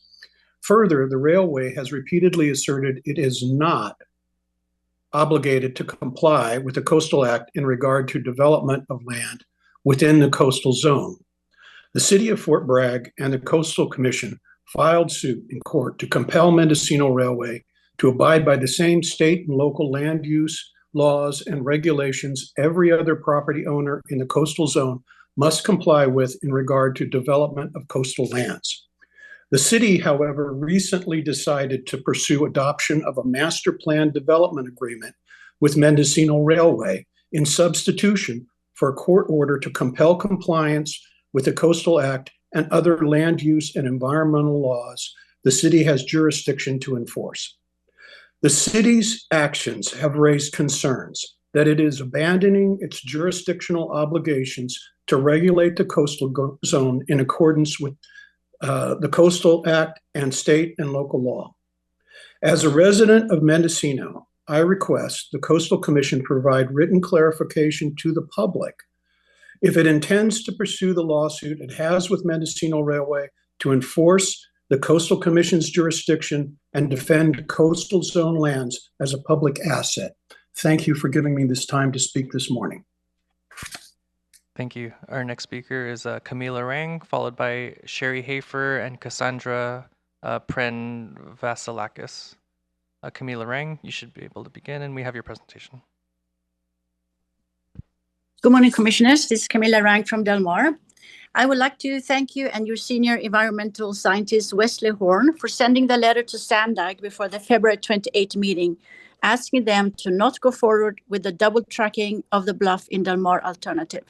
As your environmentalist said, it would be in direct conflict with the commitment SANDAG made to you in 2022, where they signed to remove the new seawalls for Stabilization Phase 5, either when the train is moved or at the latest in 30 years, whichever comes first. Wesley Horn also wrote that double tracking the bluff will be inconsistent with the Coastal Act Section 30253B and is not viable. As you very likely already know, SANDAG voted through anyway the very next day after your letter arrived. I just want to encourage you to stick to your guns, don't give in. We are cheering you on and are doing all we can from our side too. We are deeply grateful to you protecting our coastal line. SANDAG also have a no-build option, which with the commitment to you to remove the seawalls within 30 years also is not viable. The train cannot run on top of that bluff without reinforcement, even if it's a single line. I also want to make you observant of a bizarre statement from NCTD CEO at the same SANDAG meeting. There he said NCTD intends to continue running the train on the bluff indefinitely, regardless whether they get a $5 billion tax-paid railroad to run the trains on or not. This must be against all regulation and environmental coastal commitments. For NCTD to continue running the train on a failing bluff when they're gifted with a $5 billion new railroad feels nothing short of a personal vendetta against Del Mar and the Coastal Commission. It's not as if there's no other place on the bluff for the train. There is a suggested new line going east-west between the fairground and I-5 north of the San Diego Lagoon. They will protect both the environment and people from harm that we all stand behind. And we are hoping that this will be an acceptable line also for you. My heart goes out to the people of Moss Landing. Thank you so much. Thank you. And our final three speakers, Sherry Hafer, Cassandra Pren-Vasalaskis, and Pfeiffer Garbesi. Sherry Hafer. And then we have your presentation. We're bringing it up shortly. Good morning, Commissioners. I'm Sherry Hafer. I'm a director of React Alliance and the Central Coast Women for Fisheries. I want to bring to attention the State Land Conservancy's purchase of the Chevron property for $5.5 million between Morro Bay and Cayucas, shown in this photo. It is being purchased in phases. The first phase in blue was purchased in 2020. The most recent in red was purchased in February of this year. And the final third phase in orange is due to be completed in 2027. This coastal area is in my background. The acquisition of this property by the Land Conservancy will, quote, permanently prohibit all future residential and commercial development and protect water resources and habitats within the Toro Creek and Alva Paul watersheds, two creeks that drain to the coast. Slide 2, please. On July 12, 2024, the Coastal Commission granted permission for Equinor Atlas Wind to do site surveys with the intention of landing their high-voltage DC export cables for the Morro Bay wind energy area near and around the Chevron property now protected by a land conservancy. This is a photo of what was approved. The pink is the plan for the site survey work. The Coastal Commission did not take this protection into account in their rushed CDP. This is significant because if it is found that it is illegal to land cables at this beach, the CDP should be revoked until a legal landing spot is identified. So unnecessary high-resolution mapping is not done in state waters where there's a multitude of important fisheries, mammal migration, habitat of particular concern, and endangered and threatened species. Slide 3, please. This slide is from the Atlas Wind application. They want the option of going directly into Diablo Power Plant. However, they were denied because of,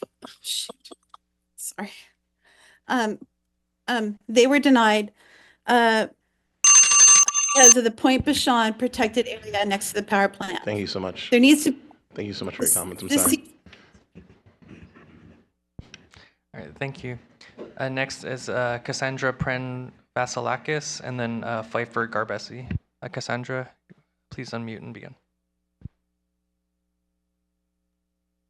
Hello, Commissioners. My name is Cassandra Pren-Vasilakis, and I'm here today to speak to how the impending campsite closures across our public lands will impact outdoor access and recreation in California and what we can do about it.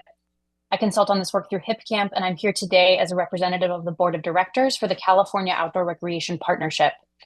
Nowhere is demand for outdoor recreation felt more acutely than in California, where public campsites book up many months in advance, often within seconds of becoming available, and where alternatives like hotels and short-term rentals are often prohibitively expensive. There are already too few outdoor accommodations for Californians and even fewer affordable ones.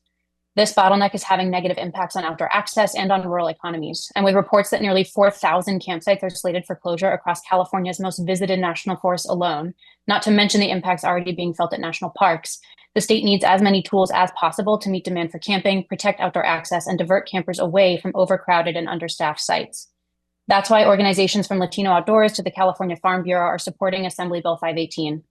AB 518 would create a new framework for camping known as low-impact camping areas on private land. It would give local governments the option to create regulations for rural landowners to host low-impact recreation on their properties if they want to, and it would exempt qualifying landowners from onerous and incompatible state permitting requirements once and only if they have obtained local approval.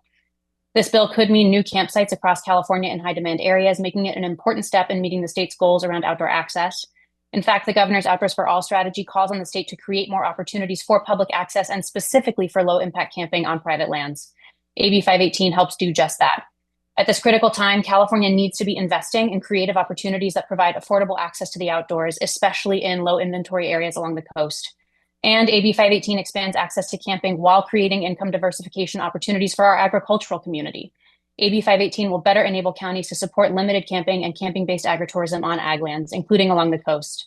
I hope this will start a conversation about this legislation and how it can protect public access, create low-cost visitor accommodations, and bolster local economies in the process. Thank you very much for your time. Thank you.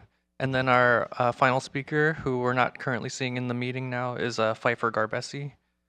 Pfeiffer, if you're in the meeting, please raise your hand. They were also here in person briefly. All right, I'm not seeing anyone with their hand raised. Chair Cummings. All right, thank you so much. I just want to thank all the members of the public who came here today to speak. Before I open up to the commission for questions and comments, I do want to just see if staff have any general comments regarding Moss Landing and some of the issues and concerns that came up along with Sable, because I know those are two big topics of interest. So I'll turn it to you all to respond. Thank you, Chair Cummings. I'm happy to address those topics. I think, first of all, I want to thank all of you for coming today and sharing your concerns with the commission and staff. We appreciate hearing all about it, and just on a personal level, want to say how sorry I am for all the pain that you all have experienced. It's just been a horrible thing to watch, and you all are living in it. So just want to acknowledge that. So I think, as most of you probably know, Monterey County issued the coastal development permit for this particular facility. The Coastal Commission did not have a role in permitting this facility, and we have also not played a direct role in the cleanup efforts. That said, our enforcement staff is looking into the matter and is arranging to meet with some of the public speakers today and to discuss this issue, the issues that were raised today, and around this entire situation in more detail. We are coordinating with Monterey County and will coordinate with other agencies, including DTSC and the EPA, that have unique expertise and jurisdiction in addressing hazardous materials and again, the issues that were raised today. So while we did not play a direct role here, that is likely to change for future proposed battery storage facilities. Many of you may remember AB 205, which was legislation that applies to renewable energy facilities, including battery storage facilities, and basically creates a new permitting pathway for these types of facilities that bypasses much of the local permitting processes. As a result, it sets up a process through which the Energy Commission, the California Energy Commission, would be the lead CEQA agency, and the Coastal Commission would issue coastal development permits for those facilities in the coastal zone. So we anticipate we will have a more direct role in future facilities, or that's at least a possibility. My understanding, it's an opt-in process, and so it will be up to each facility to decide which path they want to choose. But because of this, we are paying very close attention to what's been happening here. And it is our intent, as we look at future facilities, to learn the lessons of what happened here and how to avoid some of the issues that happened here, and just, and from our part, ensure that future facilities are consistent with Coastal Act policies. So happy to answer more specific questions if commissioners have any. But sort of that's where we are today. But again, I want to thank you all for being here. We really appreciate hearing the concerns you're raising. And again, we're paying very close attention to what's happening. On Sable, I won't say too much today. Again, thank you for the folks that came out today. We are obviously also following this very closely. We will have an enforcement item tomorrow. And we'll be reporting out on the executive director cease and desist order that was issued. So I would maybe save more comments until tomorrow, again, unless there are specific questions. I also wanted to point out, I'm sure most of you are aware, but there's a public meeting that's being held tomorrow on this issue where all state agencies are represented. Cassidy Teufel of your staff will be representing the commission in that meeting. And so there's a lot going on in that space. We can talk a little bit more about it tomorrow. So I'll hold there unless there are other specific questions that any commissioners have. Great, thank you. All right, I'll open up to the commission to see if there's commissioner comments. We'll start with Commissioner Bochco, followed by Commissioner Hart. Is there anybody on this end? Okay, Commissioner Escalante. you. Okay. Thank you, Chair. And thank you, Dr. Hucklebridge. You've already answered a lot of the questions that I had. And I, too, want to really thank people for showing up today and bringing this, not that we haven't known about it, but you bring information that we didn't have. And I think it's vitally important. It's not only important just for your community and that particular facility, But as we all know, we're going to have more and more technology trying to save our planet. And in doing so, we're facing a lot of unforeseen, I think, problems. And those are things that we really need to directly do now. You know, if we knew more about oil and gas and fossil fuels 100 years ago, we probably wouldn't be in the position we're in now. So thank you so much for coming and bringing these facts to our attention. I'm pleased to hear that there may be an avenue for the Coastal Commission to be involved. As you probably have heard, there's a lot of pushback on the commission now from a lot of different sources in trying to, you know, either deregulate or make exceptions for what we can do. And so people like you and your voices, and the more you can let the people in Sacramento or Washington, D.C. know how important these are for you, the better it will be for us to be able to help. So I'm not going to ask a lot of questions about jurisdiction, et cetera, because Kate already answered that.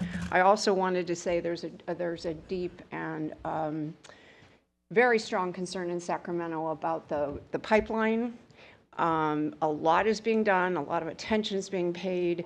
I think, again, the more information we get from local people, the better for us. I think that may have covered it. Yes, thank you. Oh, and I just wanted to say, just very briefly on the short-term rentals. There again, here was an avenue where the commission thought in the very beginning, I think those people left, but we thought that this was going to be a really good access for people who couldn't afford to go to the expensive hotels on the coast. And we are seeing that things are not working out quite the way they should have, or we thought they might. So I think short-term rentals is something that we should be starting, if we haven't already, paying a lot more attention to, again, just in balance, to make sure that you know, we're not disrupting a community that is that doesn't need to be disrupted. Anyway, thank you again for coming, and please tell people that you like us. Commissioner Hart. Thanks so much, Chair, and I want to align myself with the comments of Commissioner Bochco with our gratitude for people coming today, and obviously our immense amount of focus on both the Sable issue as well as the Moss Landing issue. I wanted to just ask a couple questions and make some comments with regard to the speaker on AB 518. In the current environment where there are significant cutbacks both in our national parks. Commissioner Hart, I should also just, sorry to interrupt, but sure. Commissioner Wilson brought to my attention the speaker was almost done, but this is going to be on our ledge report as well, so maybe we can hold off on those comments until we have the ledge report. Okay, I just, it's not I'm not, I'm just concerned that the speaker may not be around. Oh, go ahead. Go ahead. I'm not sure, is it okay to talk about it now, or do you want me to hold off? Council? Yeah. The commission is not voting on that today, so I think it's okay. Appreciate it. Thank you, Chair. Thanks for letting me know. So as I was saying, I think everyone's well aware that because of recent events at the national level, a lot of campgrounds are going to be closed, including an estimated 4,000 national forest campgrounds in California. At the time that AB 518 and its previous version were introduced, and this has to do with opening up or streamlining the ability for private landowners, both agricultural and open space owners, to allow camping on their land through HIP Camp and other entities. At the time that those bills were introduced, I don't think it was so critically important. It was important, and there's a lot of reasons to get behind it. But now with the current environment, the opportunity for people to camp through entities like HIP Camp on private lands and for private landowners to open up their land for camping, I think is absolutely critical at this time.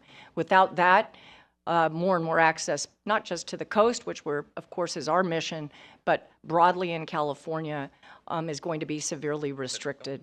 So I think at this time, I'm really looking forward to our discussion during our ledge report about AB 518, which is really, AB 518 really streamlines and offers an opportunity for counties to just streamline these kind of camping on private lands. And in so doing, they can restrict, for example, restrict completely fire, any ability to have campfires.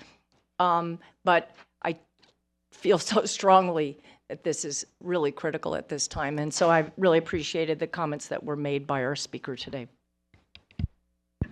Thank you. Commissioner Escalante, Commissioner Nothoff, and then Commissioner Lowenberg. Thank you, Chair. And thank you, Chair. And I definitely align myself with Commissioner Bochco and Commissioner Hart's comments. And I just to dig just a little deeper on the Moss Landing, and before I get that, of course, we appreciate you guys coming. Incredibly sorry for the impacts in the community from this situation. You're definitely being heard in this commission. You're being felt. It's obviously devastating circumstance. We all wish we sort of have even more tools in our toolbox to, get in there. But obviously, as you hear, our staff, and especially our Central Coast staff, they're so dedicated towards the welfare of our communities. I think we will do all we can. And I just have a couple of questions sort of about some of the stuff that the community proposes, and this sampling of this collection of samples that they've been doing, sort of the scientific panel that they're asking for, the order of violation. What of those things can we sort of be helpful with to start? I think we're supportive of all those efforts, but we don't have a direct hook at this point to require any of that ourselves. I think, as we mentioned, we have been working on coordinating with DTSC, EPA, some of the other agencies that have been really engaged on water quality issues, sampling, things of that nature. And we are going to be looking into it from an enforcement lens. I don't know what we will find there and where we will head, but if that, there's a possibility that depending on how what we find and whether we decide there's a Coastal Act enforcement hook that isn't being addressed, that could be an avenue, but I don't want to, we haven't looked into it yet, so I can't say for sure if that's the case. So in terms of public processes,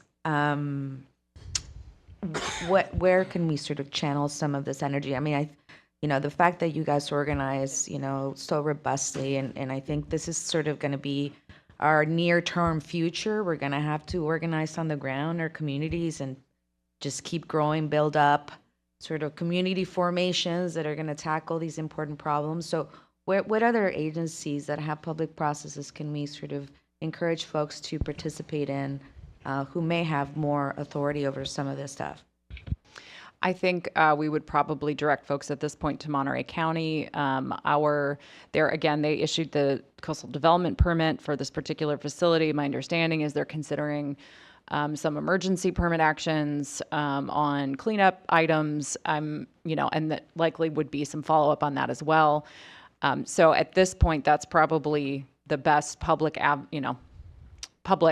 entity or avenue for more discussion. I understand there's been frustration, and we are working with the county and trying to coordinate it so that we're up to date and understanding what's going on. But that's probably the best avenue at this point.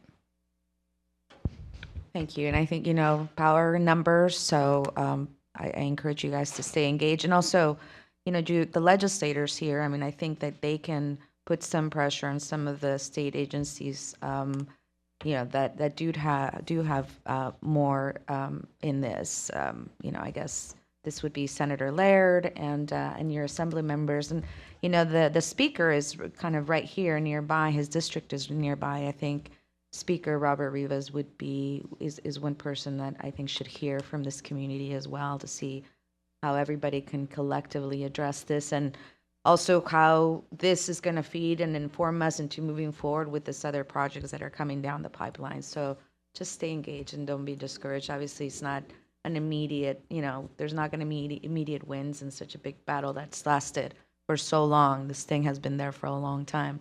But if you guys stay engaged, I think we can make a difference. And the same for the Sable folks. I think it's very impressive how you guys bring together all your activists, and we see you and we hear you and appreciate you.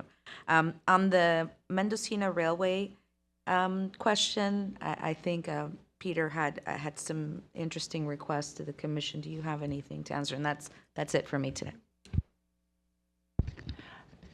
I think some of his requests were related to litigation, and that's something that the commission can't discuss in open session in a way without prejudicing its it's litigation efforts. Thank you.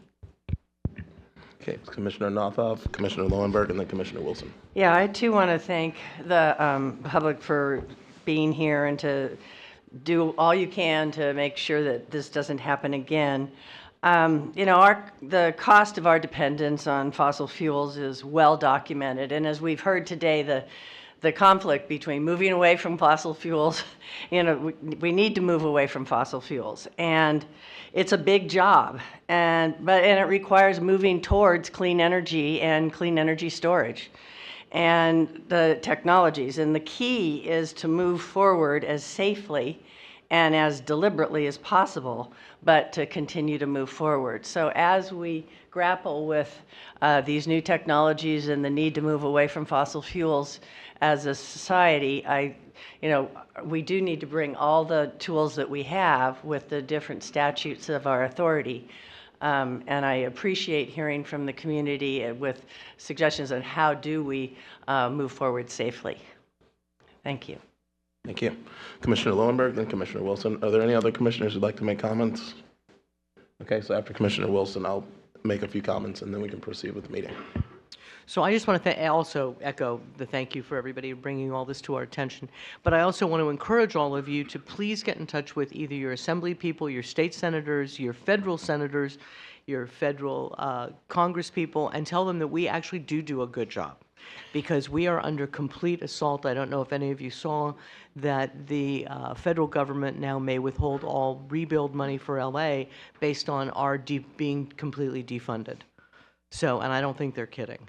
So if all of you could, we need help, because we know how we vote, we know what our records are, but they're being recast in a false way. So I would encourage, if you could get your 500,000 members to help us and make calls both to Sacramento and all the arounds, it would be deeply helpful. So thank you. Thank you all. Commissioner Wilson. Thanks. I'll just focus on a couple things, although I do appreciate all the comments on all the subject matter today. First, and I just want to, and they're not here, but the short-term rental issue in Pebble Beach, I just say generally that's a local ordinance issue, and enforcement is dealt through the local ordinances as well. And so I would encourage them, although I just don't want to go to their local jurisdiction, whether that's the city or the county, to amend or update their STRs ordinances so that they can have enforcement and they can derive income to do the enforcement. I think it's very, very important. And that kind of switches me over to, and I know I guess someone brought up the SB or AB 518.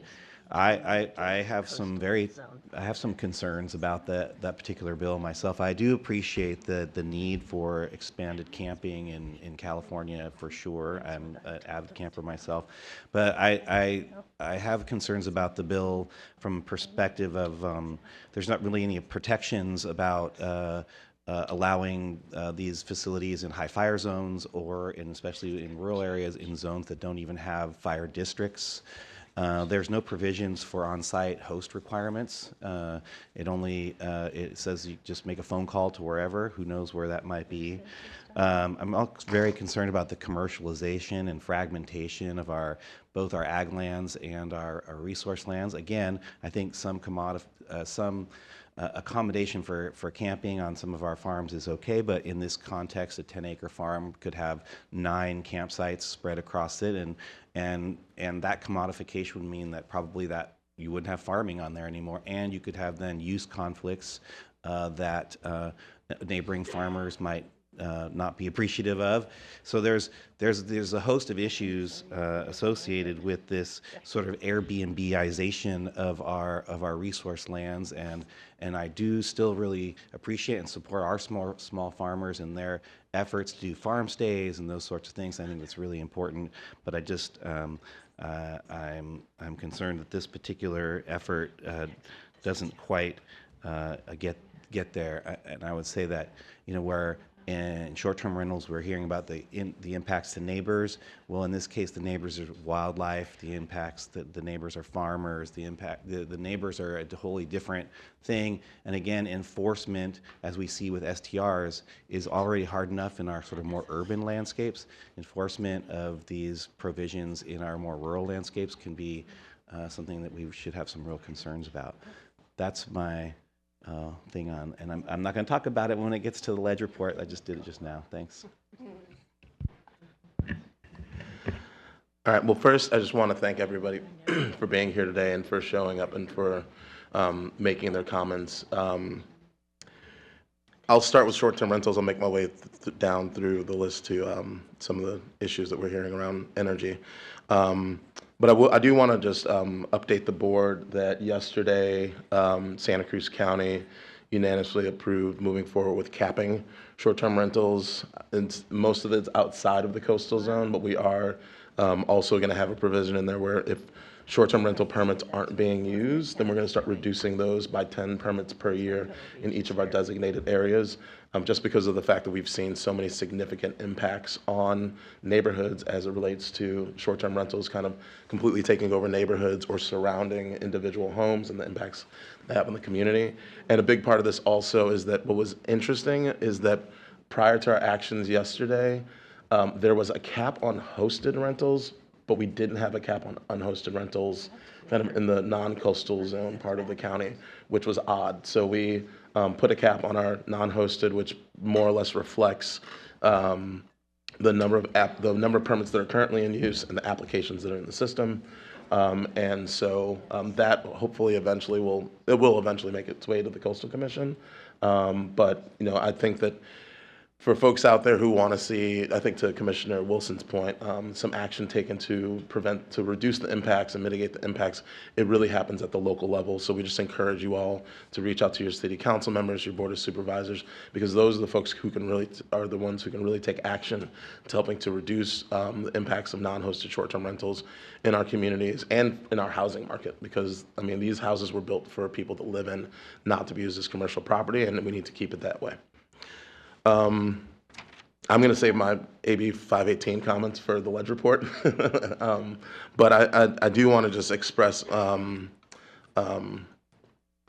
just my sentiments to the folks who live in the Moss Landing area and to the folks who are impacted significantly by the fire. I actually went down last weekend and met with the owners of Haute Enchilada, Kim and Luis Solano, to discuss with them the impacts this has had on their business, and it's just a tragedy to hear the stories from folks and how they've been impacted. My staff has met with Brian Rudder, and we're trying to set up a meeting with Brian Rudder and Glenn Church to kind of discuss what's happening in terms of data collection with Monterey County, what are the steps for moving forward with cleanup and all these other actions. And I do want to just make sure that the folks are aware that at one of our previous board meetings, I think it was in our second meeting in January, the Board of Supervisors for Santa Cruz County did direct our county staff to conduct data collection on Santa Cruz County lands through our Environmental Health Department. And our Ag Commissioner and the February 21st, 2025 press release has links to the efforts that were made. And if folks have any interest in reaching out, we can share the data that we collected in Santa Cruz, which does show that there was less drift than in Monterey County, but I think it's really important that we also understand specifically what happened in Monterey County and the impacts to the proximity of that site, given that there is a proposal for Santa Cruz to have a facility, and we want to make sure that, again, as we're moving to cleaner forms of energy and energy storage, that this doesn't happen again, because it's clear that in terms of regulation and oversight, that was neglected in this instance.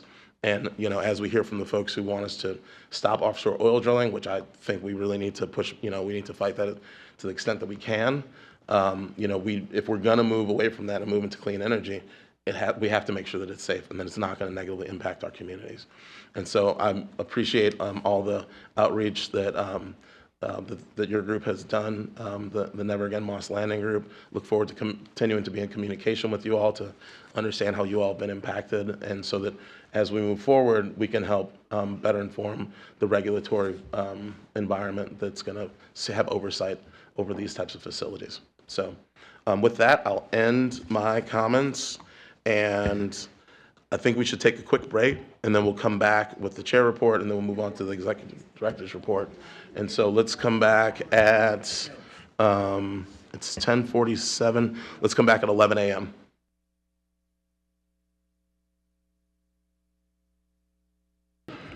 All right, we are back.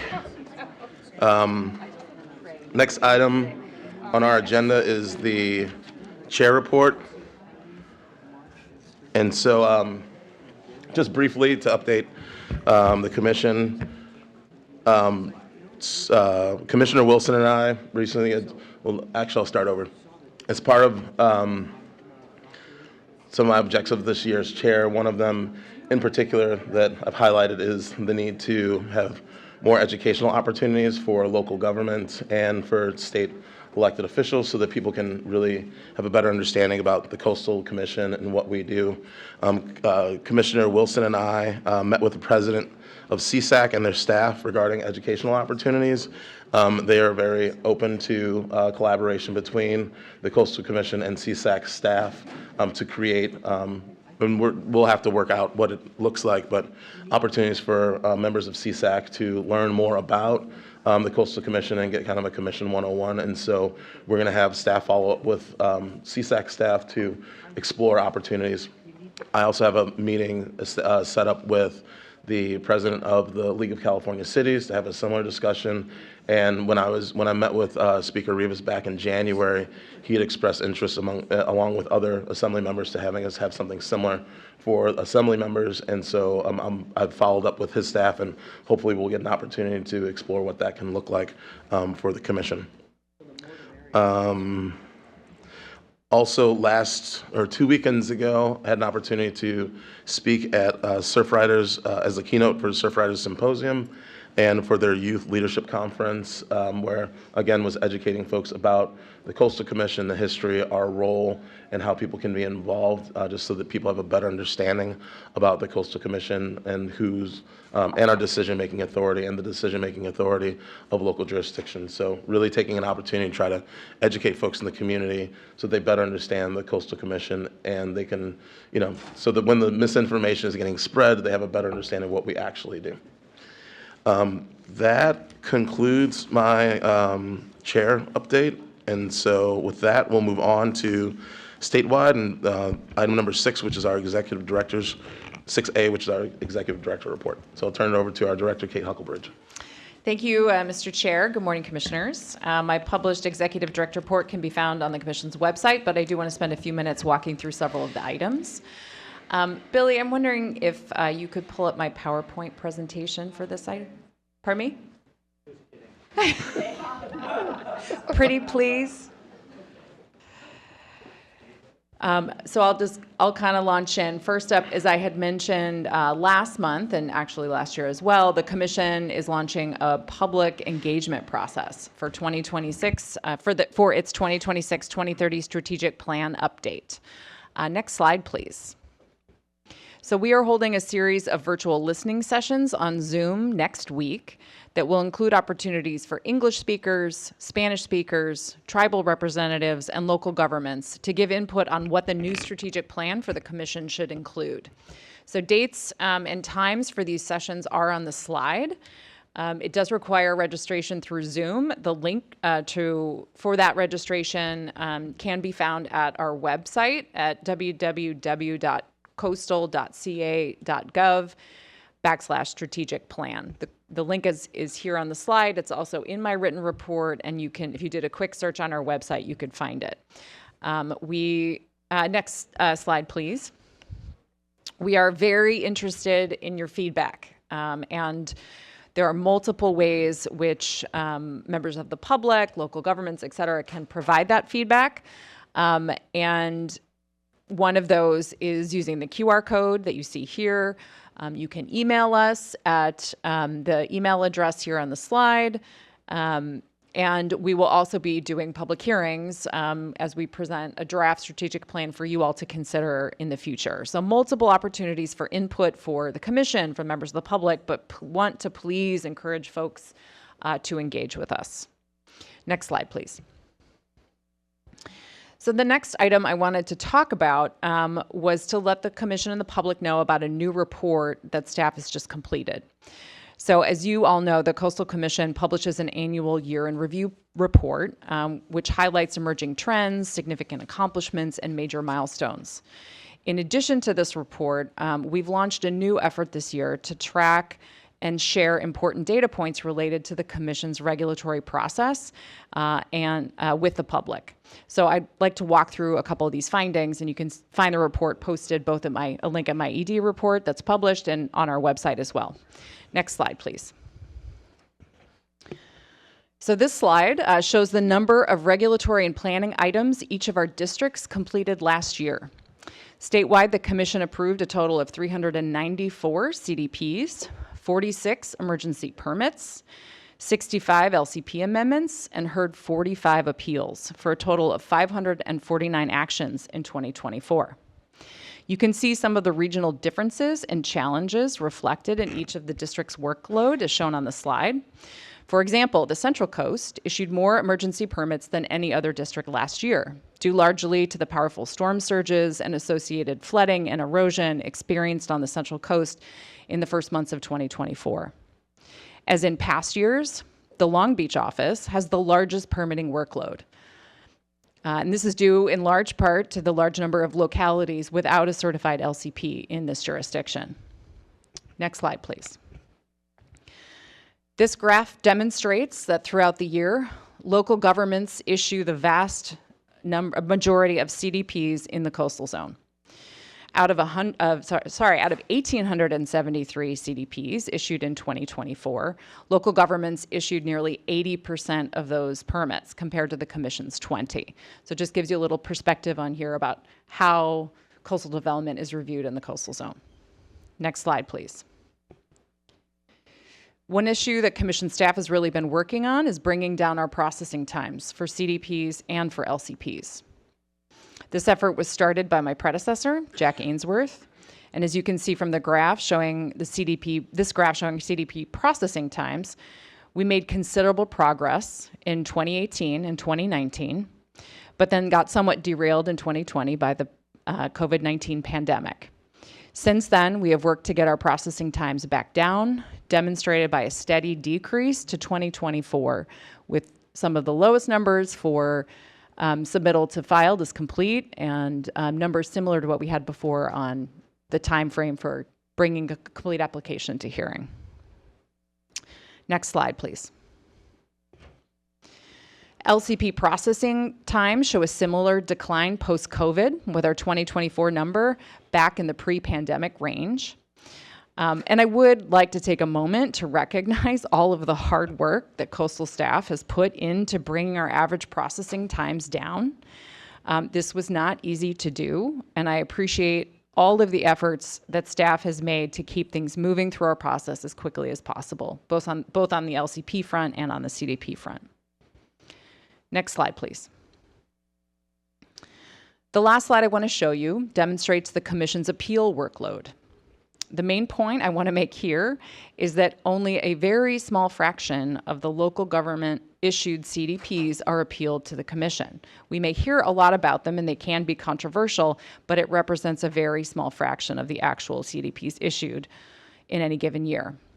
In 2024, of the 1,479 CDPs issued by local governments, only 52, or 3.5%, were appealed.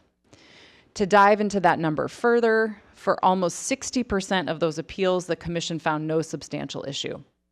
For the remaining appeals where substantial issue was found, one was withdrawn, one was denied, and the rest were either approved with conditions or continued into 2025. And there's more information in the report that, again, we have posted on our website. There's a narrative that walks through all these graphs and gives a little bit more explanation. So I will continue on with the rest of my ED report, but happy to answer any questions if you have any. All right, do we have any public comments on this item? Yes, I'm sorry. I have more items. Sorry. I just wanted, you may have questions on that specific point, and I'll come back to that, but if you don't mind, I have a couple more things I'd like to go through. Please continue. But no slides, so. Okay.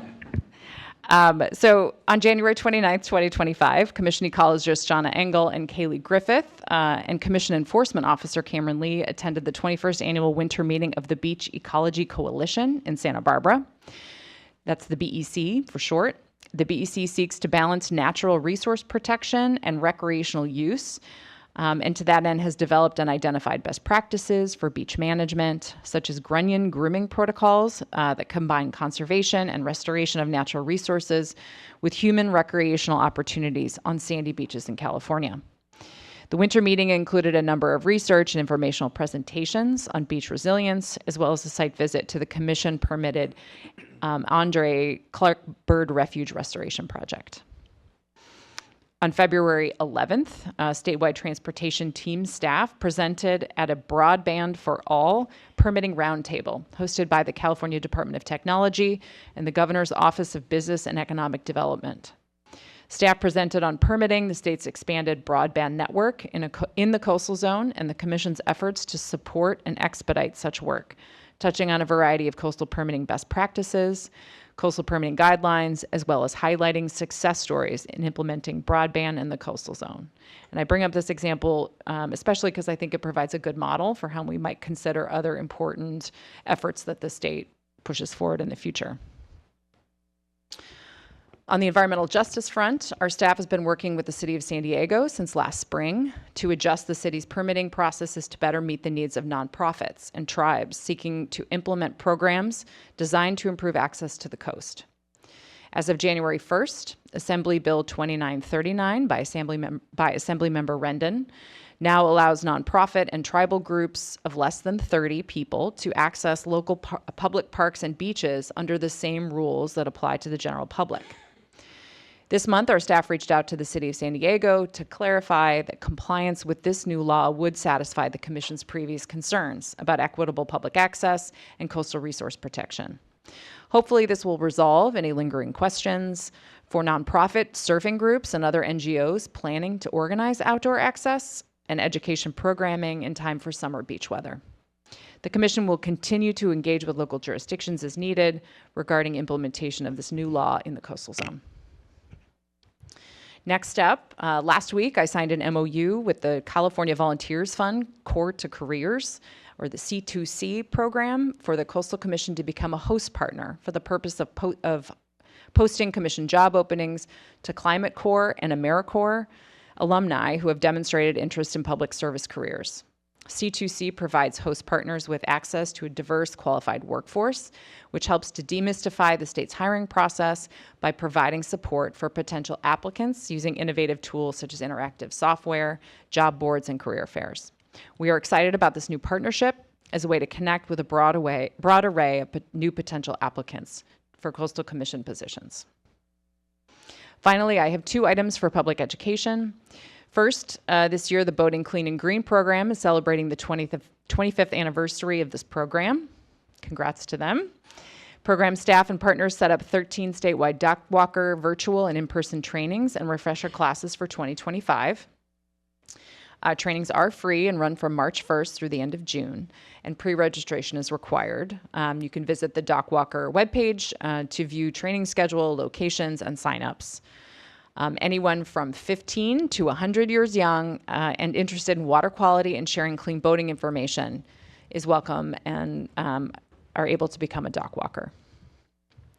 Second, everyone accessing California's waterways are invited to learn how to stop the spread of freshwater aquatic invasive species into uninfected waterways by attending a virtual workshop on Thursday, March 27th from 9 a.m. to 12 p.m.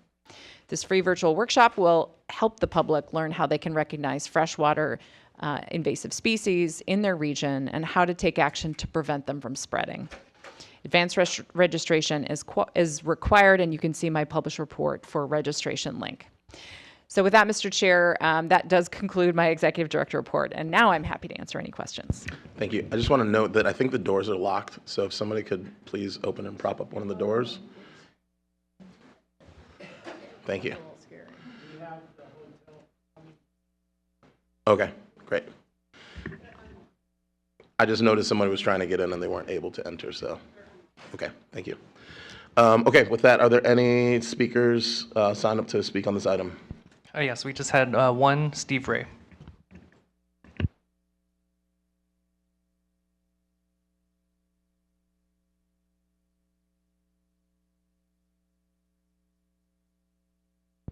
And then the mic.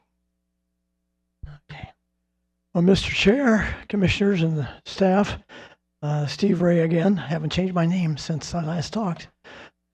Barely talking. Regarding, I have two items. First, on the strategic plan, I'm having surgery, throat surgery, next Monday, and I will not be able to speak for at least 2 weeks. So I wanted to congratulate Dr. Huckelbridge for accomplishing something that very few people have ever had, and that's shutting me up and not letting me participate. So thank you, Kate. You saw the QR code, Steve. We expect to hear from you. Okay. Second thing is on the annual report, I guess you call it key metrics report now. As I recall in the past, you've also reported on the enforcement actions that have been going on, and I noticed there's no mention of enforcement actions, and I was wondering if there's going to be some other report coming out regarding that. What's happening with that? Through the chair, the annual report does cover enforcement actions, and in fact covers more sort of substantive, what the key issues the commission tackled in any given year. This was just metrics on numbers of items. We didn't, like as you noted, didn't track specific enforcement actions, but I'm happy to pull that information together for you if you'd like. We didn't include it in this report. Okay, thank you very much. All right, well, there's no further speakers. Okay, with that, I'll bring it back to the commission to see if there's any questions or comments. Commissioner Bochco, anyone else? Yes, thank you. I was just curious on our grants to local communities for LCP. How are we doing on that? I've never seen Los Angeles ever listed as something that's completed. Just curious, do we still have the grants, and how is it going? We do, and in fact, you'll be considering one shortly. So the grant program has been very successful. We're actually coming down to the end of the funds that we were granted from the legislature, and that's something to think about for the future. But I think what we have learned, and not surprisingly, is most jurisdictions require multiple grants to get to an actual LCP update. Our staff in statewide planning and that you've heard from over the years, Kelsey Declo, Carrie Batha, there's several, have done an incredible job in working with local governments to basically craft projects and that move towards an actual LCP amendment. We're trying very hard to get local governments to the point where they are submitting LCP updates to this commission. But there's a lot of work that needs to be done. Hazards updates is one of the big focuses you've seen in some of the grants that we've given. There's a number of them, and it really depends on the local jurisdiction. The City of LA continues to be a challenge. We are working on the LCP for Venice with them. That's slated to be the first one that would actually come to this commission for consideration. But as has been the case, it's a challenge to get focus and get that move through this system. So we're working as hard as we can, but it's a challenge. I find it so impressive, the graph showing how many permits are granted locally when the LCP is in good shape. So hopefully we can use some of that information to persuade these people to kind of get on the stick here. But thank you so much. Okay, Commissioner Escalante, and then are there other? Okay. Thank you, Chair. So congratulations to staff for, doing this incredible work with ever-growing pressure upon you and limited resources. Those are very impressive numbers. And one of the kind of the most upsetting things about all this misinformation that goes around about the Coastal Commission and what it does and what it accomplishes and what it doesn't do is that I think this information is lacking. So before those people who make, the big decisions, especially around funding and around authority. So would love to, and I know we'll be getting into the legislative report, but, I think we really need to make a concerted effort to educate the legislature on what the Coastal Commission done, what it's done, the truths, accepting whatever faults, looking forward towards, future vision, but just sort of letting people know that this is the truth about the Coastal Commission, that we're not sort of getting in the way, trying to get in the way of, the advancement of our society, but we're really just, we're doing our very, very best to move things forward, and I think this is a sign of that. So whatever we can do, but I think packaging this in a way that is easy to communicate, where we can just go to offices over there and be like, these are the 5 big truths about the commission that I think you guys have been misinformed about. I think this is one of them, the timeliness of processing. So appreciate it, you guys. Kudos to all of you. Commissioner Terminal Sanders.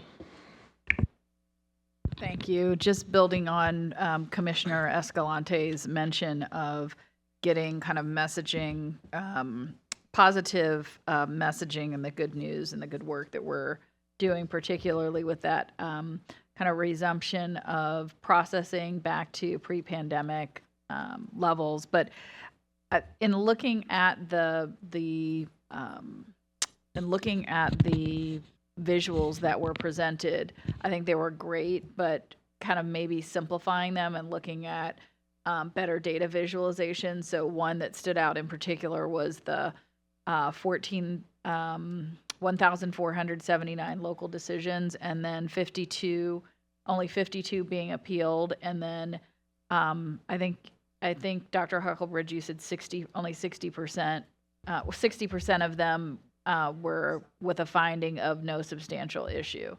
And so kind of breaking that down a little bit more, because I think probably most audiences don't really know what no substantial issue is. And so just having that kind of a visualization, 14,000 local decisions, only 52 appealed to the commission, and whatever, 60%, I don't know, 30, only 20 or so actually were heard by the commission. So I think breaking it down even further to that, I think would be helpful, so that it's very kind of clear what we're doing. And I think it will also help us in our strategic planning going forward, just kind of having those solid benchmarks and easily digestible kind of data visualizations, and maybe even kind of succinct bullet points, but really building on what Commissioner Escalante mentioned to move that forward, and happy to help with any of that as well. Right. Any other commissioners like to speak on this item? Commissioner Nothoff. Well, that's basically what was screaming at me when you were doing the metrics report, is we need to get this information out there. So very good suggestions, and let's that be the next step as a distribution plan. Well, thank you for all your hard work, Director Huckelbridge, on this. And I want to thank all the staff for their hard work and really trying to make our permanent processing much more efficient, which was clearly reflected in that report. And I think what might be good, just based on some of the conversations that we have here, is, for some of those really key milestones that we've had, like summarizing that and potentially sending an email with a link to the report and references, page references, sending that out to the Assembly and Senate, so that the offices of the legislature have this information, and potentially even a press release to really just highlight this report and the milestones again that we've reached. Because I think that by getting information out to the press and to the public, so that they can have access to this information and really understand what the commission does, who makes the decisions, it's really going to help us get through all the misinformation that's out there. And so, and I think that, since this report has been finalized, this is a good place to kind of send people. And for those who may not want to read the whole report, just really having those highlights is going to be beneficial for us to really get across the key points of how we're making progress, and also who is actually making the decisions, when it comes to the coastal permitting. Yeah, so thank you. Through the chair, if I could respond real quick. Thank you all for your feedback on this report. I really appreciate it. I'm glad to hear it. We made an effort to really try to distill down the most important information, make it very clear, very easy. It's a short report, get all that facts in. But again, I appreciate the feedback on what would be better as a data visualization tool. And if you have specific ideas, please share. So we are in the process, the report was just finalized. It's on our website. We are in the process of distributing it to some extent. But again, appreciate specific feedback or ideas of how to do that. So I definitely took note of your comments, Chair, and we'll take that back to the team. But that is why we did the report, so that it can be distributed and it tells some of the story about how the commission acts, and hopefully is a pushback on some of the general comments that we receive. To your point, Commissioner Escalante, I feel like there is always room for improvement, and we are very interested in having those serious discussions and how we can improve our process and be more efficient and transparent for the public, for applicants, for the commission. And I really want to have those conversations, but I want to have those conversations instead of this false, having to talk about false narratives. So we're trying to kind of set a baseline so that we can have those real conversations and get down to what the actual problems are. And work on those. Thank you. Thank you. Okay, so moving on, 6B, any commissioner correspondence to report out? Sure. Commissioner Hart. Thanks so much. I wanted to just use this section on the agenda just to report back to the commission that I had an opportunity to go to Washington, D.C. I was invited to attend the State of the Union by our Congressman Jared Huffman, who represents the North Coast of California. And in connection with that trip, I had a number of meetings with congressmen as well as senators on the topic of the Coastal Commission. I was very happy to have met with our Republican California senators, congressmen, including Congressman Calvert and Congressman LaMalfa. Both of those were very productive meetings, and the goal really was to talk to them about the Coastal Commission. For example, to restate that the Coastal Commission's environmental permit procedures have been suspended with regard to the LA fires by Governor Newsom's executive order. And I was able to confirm with them that any concerns that they had regarding the reconstruction from the LA fires in the coastal zone, I think I was able to dispel rumors or concerns they had with regard to that, point them again to the executive order as well as to the Coastal Act. So I thought that was very productive. There has been a letter written now by the entire California delegation strongly requesting the support that Governor Newsom has asked from Congress for the LA fire area with no conditions whatsoever, certainly no conditions that relate to the really completely unrelated funding of the Coastal Commission. So I just wanted to report to our commissioners and to the public on those meetings, and I want to thank again all of the members of Congress that I had an opportunity to meet with while I was there. Thank you. Great. Thank you so much for taking the time to represent the coast at the federal level in the Coastal Commission. Okay, any other comments? Seeing none, we'll move on to item number 6C, our legislative report. And I'll turn it over to staff for that report. Mr. Drake. Good morning, commissioners. This is the legislative report for March. The deadline for new bills to be introduced for the year was February 21st. This month's written report includes all the new bills that have come into print so far this year that are relevant to the Coastal Act or to the Commission. At this point, there are 11 introduced bills that would substantively amend the Coastal Act, and those are listed in the first section of staff's written report. In addition to the two bills that staff flagged in last month's legislative report, which are AB 10 by Assemblymember Assaili and AB 357 by Assemblymember Alvarez, there are several new Coastal Act amendment bills introduced in the recent weeks that are worth noting, and I'll run through them in summary. First, AB 439 by Assemblymember Chris Rogers, the newly elected representative for the North Coast, would make several small streamlining improvements to the processes by which the Commission approves de minimis LCP amendments and reports periodically to the legislature about its enforcement activities. Staff has no policy concerns with this bill. It'll be heard in the Assembly Natural Resources Committee on March 24th. Next is AB 462 by Assemblymember Josh Lowenthal, which is co-authored by Assembly Speaker Rivas. This bill would permanently exempt from the Coastal Act the construction of ADUs in Los Angeles County and in any other coastal county going forward that is subject to a governor's emergency declaration. The bill was amended on February 27th to limit the scope of the proposed exemption slightly to counties where there is a declared emergency that specifically damages housing.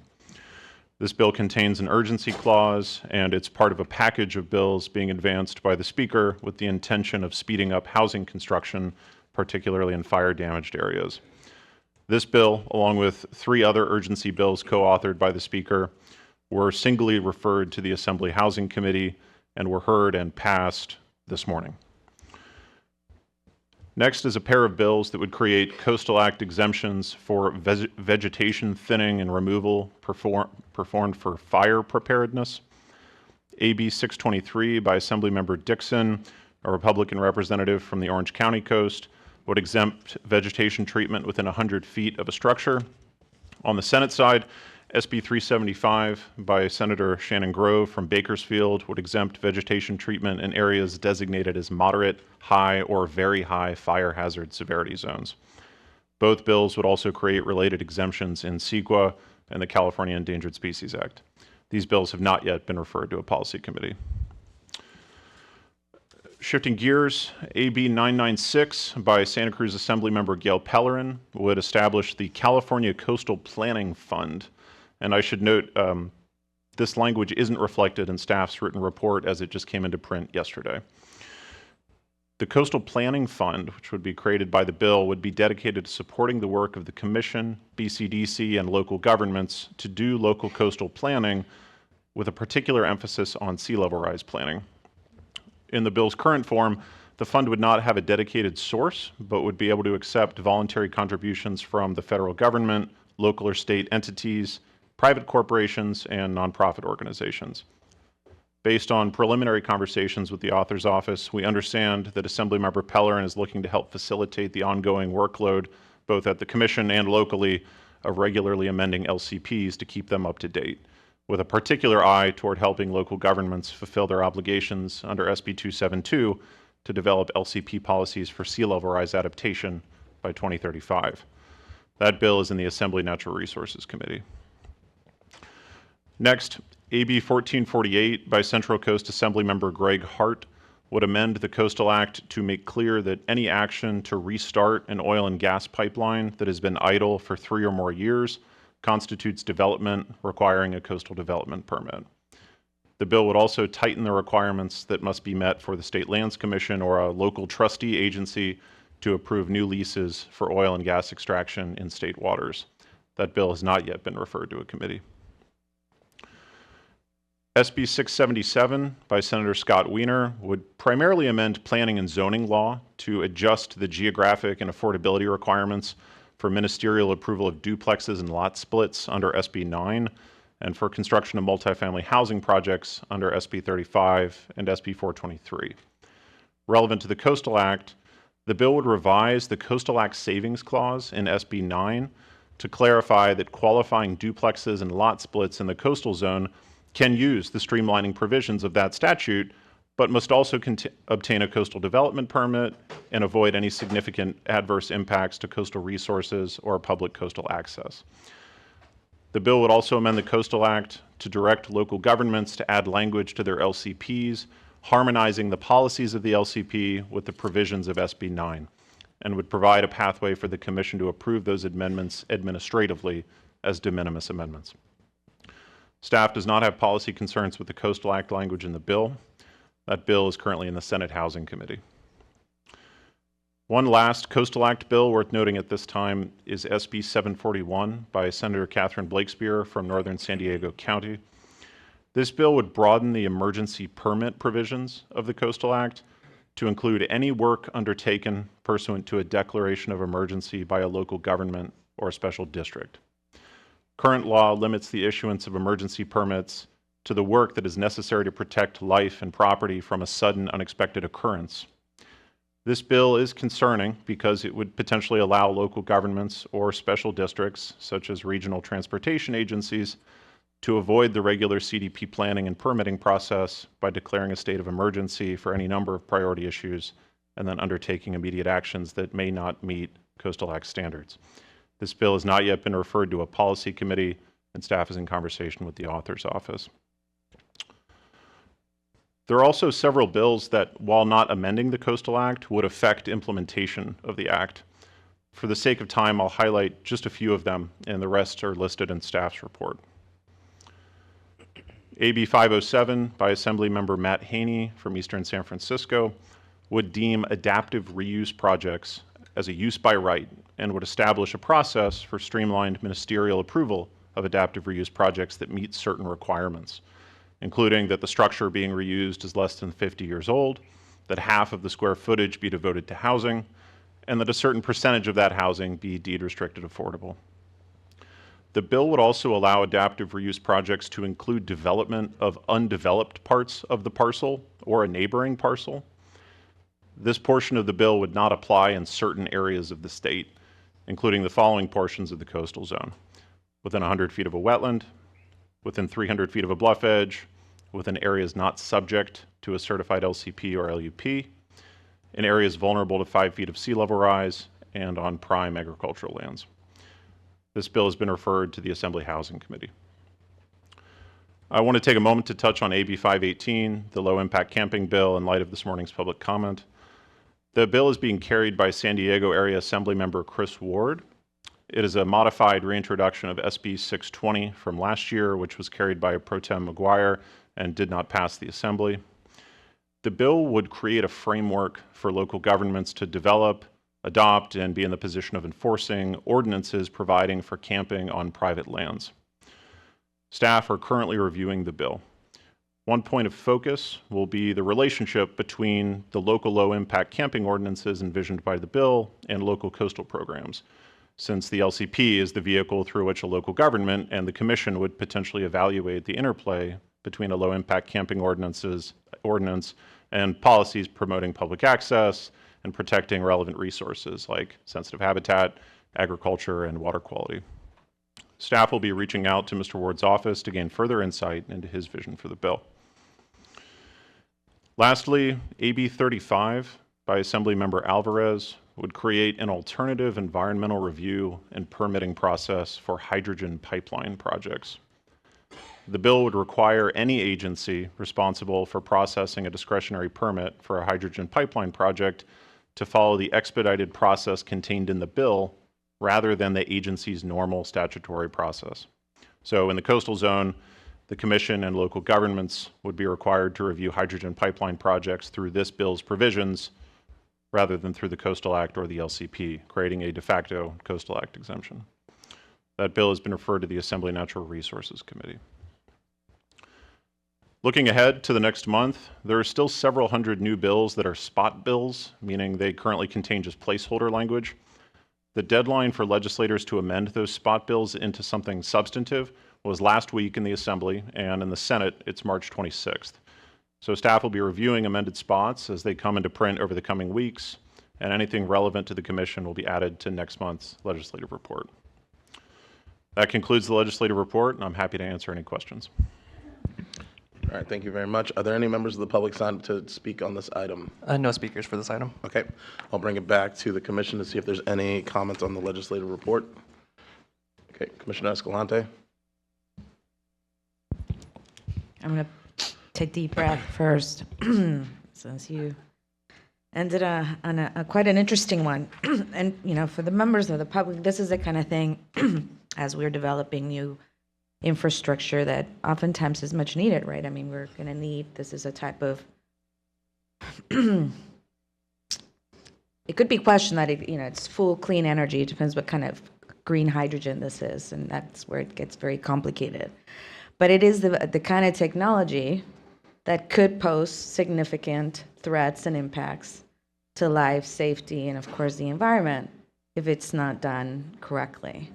So in the rush to sort of deploy these things, there's oftentimes this attempts to sort of roll over the processes in place, to the checks and balances to make sure that these projects are done according to the law that's been on the books for 40 years now, so, or more. So I just, this, you know, I don't have a question. I'm concerned about the direction of this. I hope that the public will just keep paying attention, because I think these projects are going to be popping up all over the state and inland and on the coast. So thanks for keeping an eye on that and keeping us informed. Any other comments?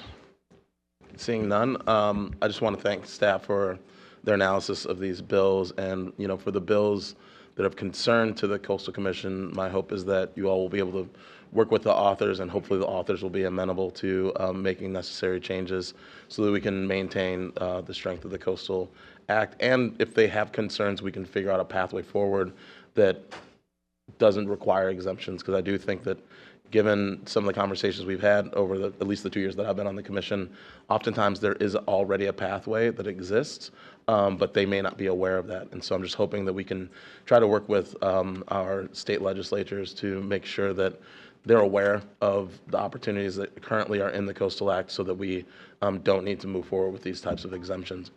I will make a comment briefly on AB 518. And while the need for access to camping and being outside is something that is desirable by everybody, I do share some concerns that were expressed by Commissioner Wilson. And I do want to acknowledge that last year this was brought to the Santa Cruz County Board of Supervisors, kind of pushed into consent. It didn't seem, there wasn't much explanation of how the impacts that it would have, but through community outreach and education, especially in my district, which is the 3rd district, which in 2020 we experienced some of the most devastating impacts from the CZU fires. The people in that community were completely in full opposition of this bill and with these opportunities, because of the fact, I think Commissioner Wilson mentioned it, but within the bill currently there's no requirement for on-site management. And while fires might not be allowed, if there's nobody there to enforce, that means that people can do whatever they want. And currently within the housing market, especially within rural high-risk fire areas, many people are getting dropped from their insurance. And so a lot of people were very concerned with the fact that if you allow for a property to then allow for camping, what would that mean for the surrounding properties in terms of how they might be impacted by insurance? And so a lot of folks are really concerned that if we allow for camping and it's not managed, then the neighbors who maybe have fought really hard to keep their insurance would lose their insurance due to increased fire risk. And so while I understand the intent, and I think additionally, I think to Commissioner Wilson's point that the commercialization of private residential property has been of great concern, especially as we've seen with short-term rentals and the potential for the property prices to escalate to a point, to go up to a point where normal people can't afford it. I mean, it's already challenging as it is, but it's just going to continue to get worse if we allow for more commercialization opportunities of residential property. And so for these reasons, this year, the Santa Cruz County Board of Supervisors unanimously supported opposing this bill. And so because of the statements that I just made. And so I just hope that people are taking into account these unintended consequences and potential impacts as this bill is moving forward. And so that concludes my comments on this item. And we'll move on to item 6D, which is LCP Grant Program. And I'll turn it back to staff for this item. Thank you. And Carrie Batha, who is online today, will be presenting this item. Carrie. Good morning. Can we pull up the slides for this item, please?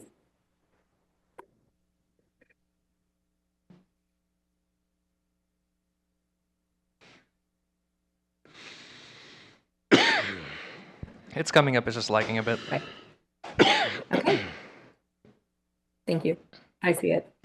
Okay, good morning, commissioners. I'm here to present an LCP grant application from the County of Monterey for your consideration, and staff is recommending approval. Next slide, please.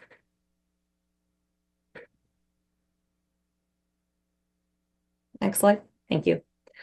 As a reminder, the LCP grant program has been running for just over 10 years and has awarded $23.6 million to 46 jurisdictions. to support LCP development or updates with a special emphasis on addressing impacts from climate change and sea level rise. Most recently, the Budget Act of 2021 appropriated $31 million to the Coastal Commission, both to award to local governments as grants and to support Coastal Commission staff administering the program and working with local governments. If this grant is awarded today, we will have about $6 million left to award between now and June 2026. So we continue to encourage our local government partners statewide to apply. Next slide, please.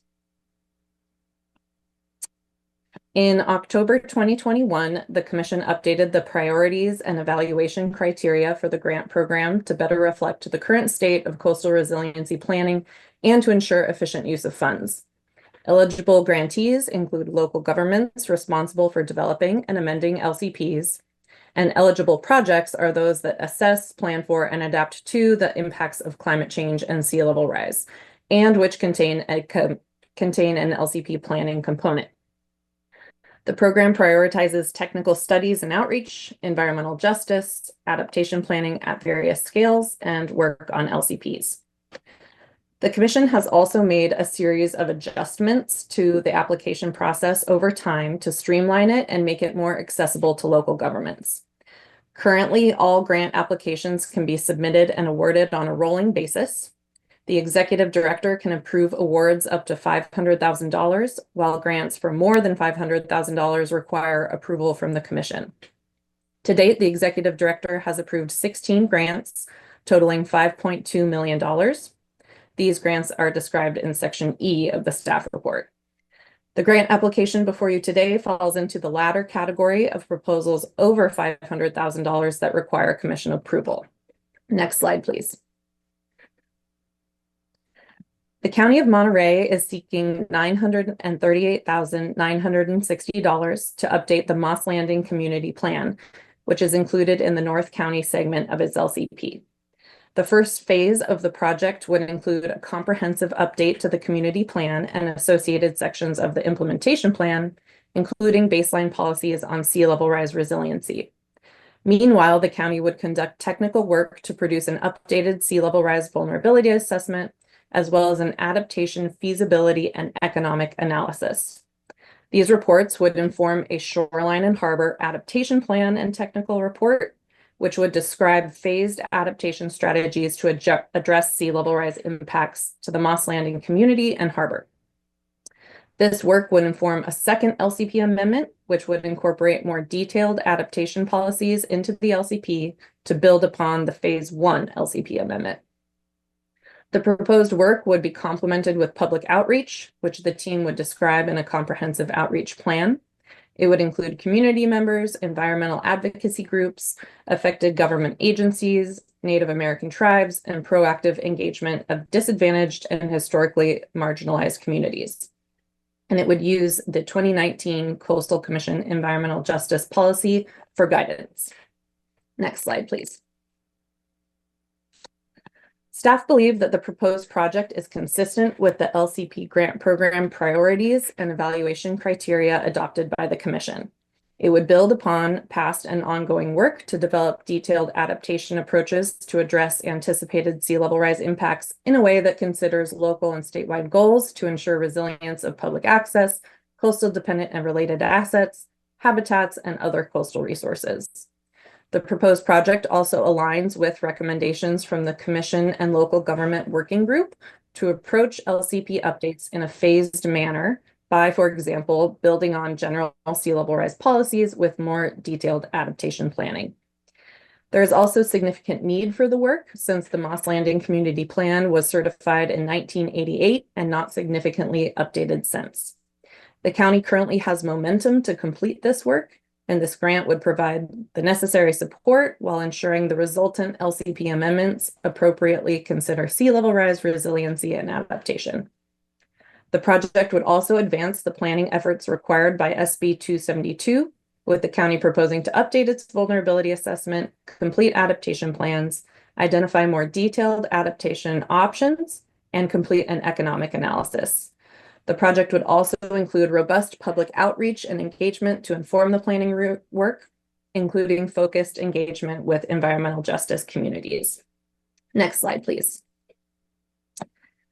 In conclusion, the Commission staff recommend awarding an LCP local assistance grant to the County of Monterey in the amount of $938,960.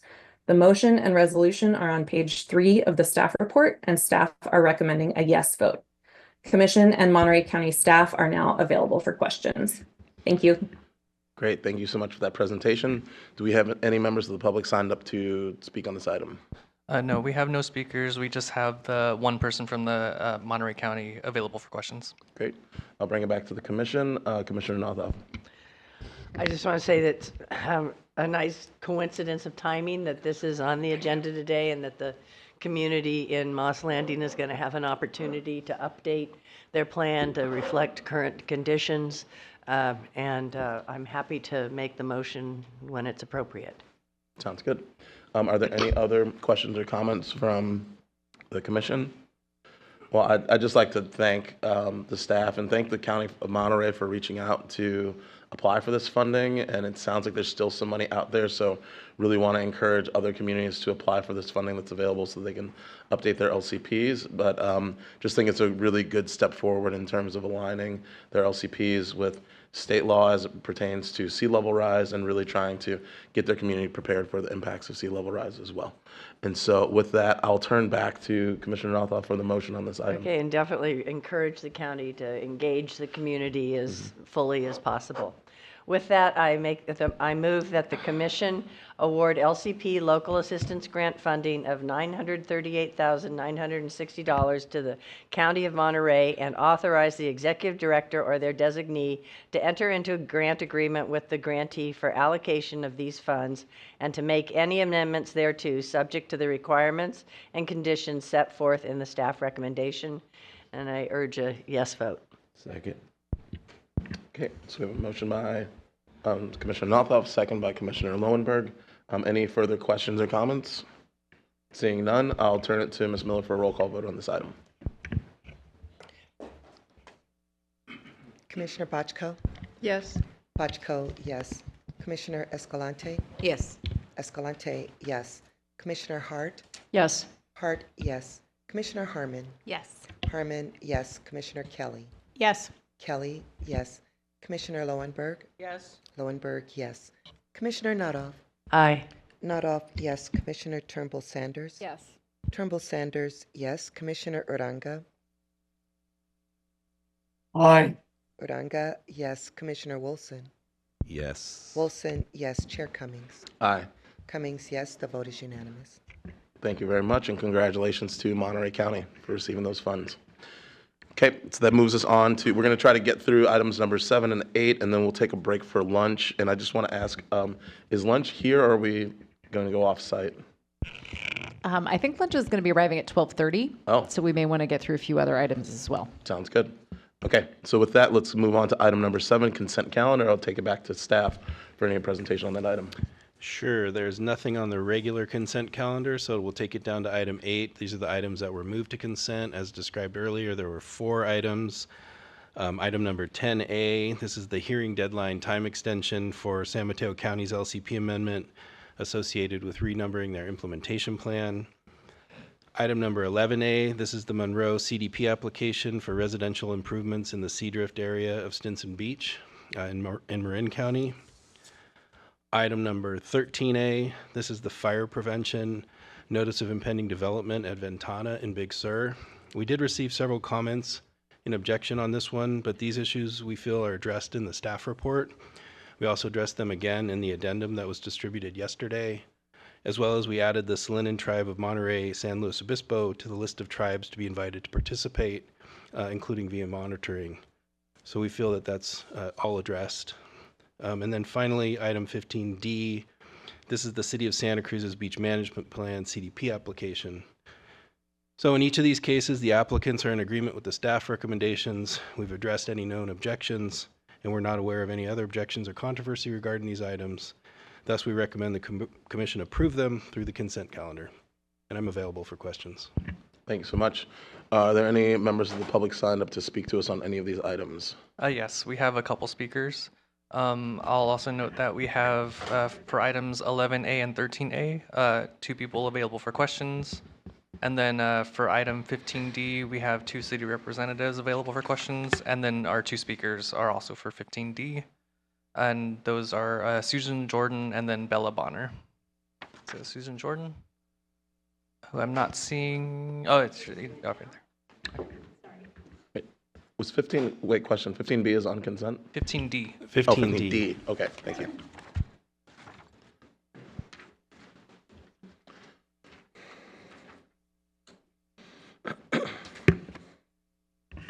Susan Jordan, Director of the California Coastal Protection Network.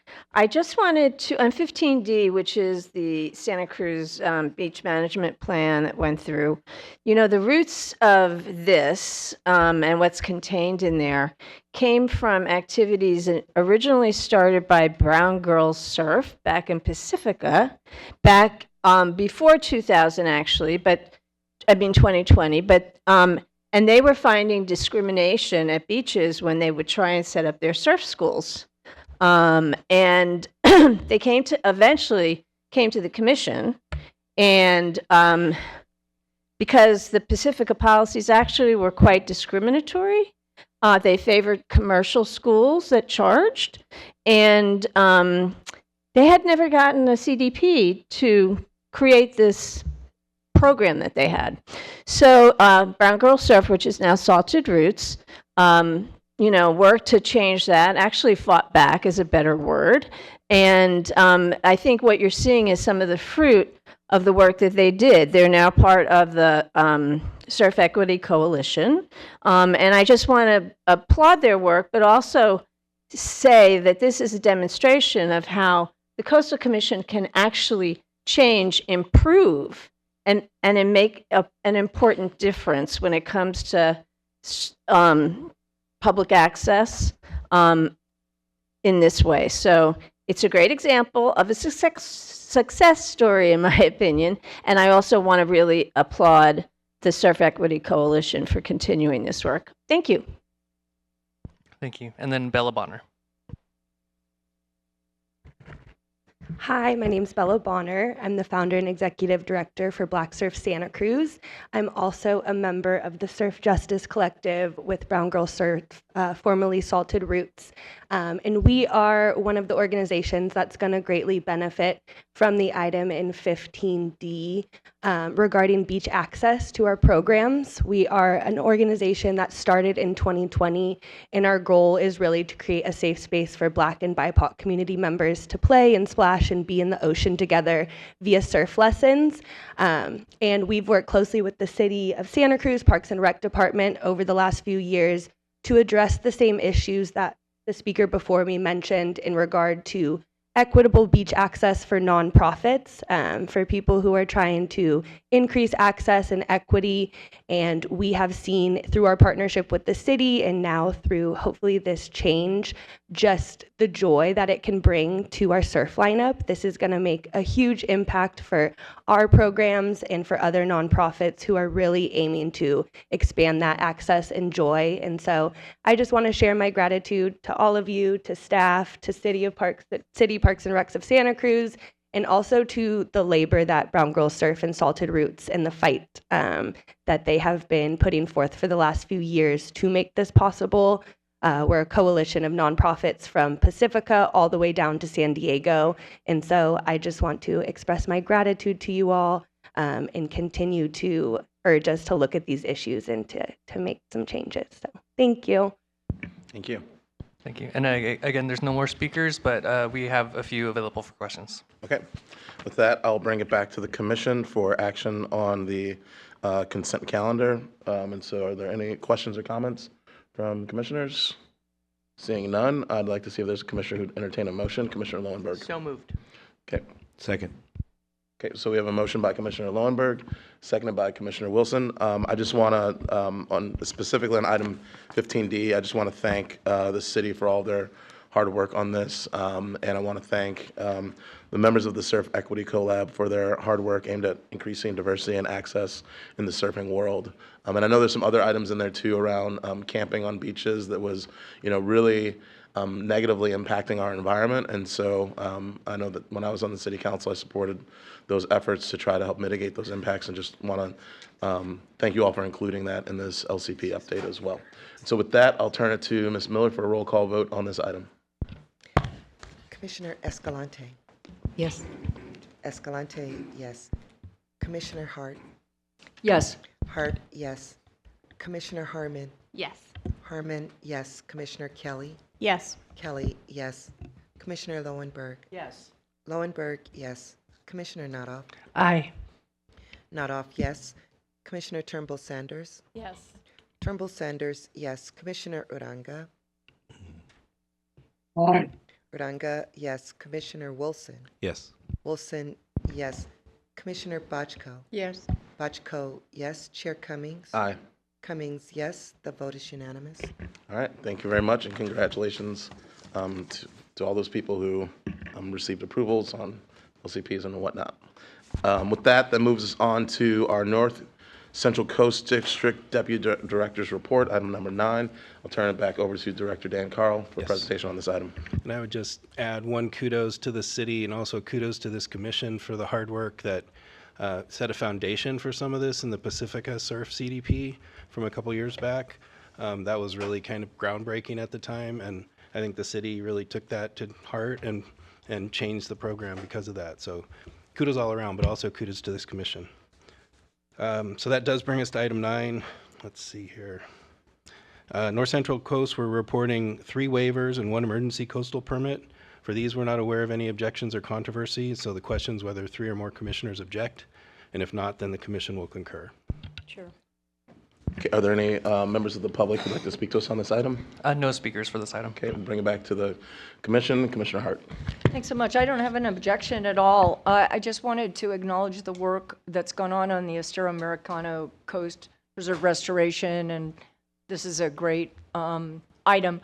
But I was wondering, Dan, could you, and we could do it after this if you want, but I was hoping you could give feedback on when that's going to be open or what the status is of it, if you know. So yes, you heard that a couple months ago. The trails are, Peter says they're supposed to be open in April, Great. Which is earlier than we thought when we actually heard the item. So yeah, that's going to be a tremendous asset for all of us. And this restoration is just part of that effort at that site. That you're right, it's a very exciting time there and a great opportunity. It's awesome, and I just wanted to appreciate all your work, and of course the Wildlands Conservancy, Sonoma County Regional Parks, and everybody that's been involved in the local homeowners for reaching this accord to open this land up. It's going to be an amazing, amazing place to go. So thanks for that, and this is a great, great item. Great, thank you for those comments. Okay, so do 3 or more commissioners object to the staff recommendation? Seeing none, the commission concurs. And with that moves us on to item number 12. Yes. Central Coast Deputy Director's Report. I'll turn it back to Director Carl for the Yes. presentation. Thank you, Chair Cummings. That brings us down to item 12. We're reporting 5 waivers there and 1 emergency coastal permit. As before, we're not aware of any objections or controversy regarding these matters, and so the question is whether 3 or more commissioners object. And again, if not, then the commission will concur. Okay, so I'd like to ask if there's any members of the public who are signed up to speak on this item. No speakers. Okay, I'll bring it back to the commission. Are there any commissioners who'd like to speak on this item? Seeing none, do 3 or more commissioners object to the staff recommendation? Seeing none, the commission concurs. And with that will move us on to item number 14A, new appeals. Appeal number A-3-SLO-23-0014, Morro Shores Mobile Home Park Expansion. And I'll turn it to staff for a presentation on this item. Yes, thank you. You did the full intro there, so perfect. And I'll turn it over to Ryan Maroney, our district supervisor in the Central Coast District, to give our staff presentation. Thanks, Dan. Good morning, commissioners. There's a staff PowerPoint, please.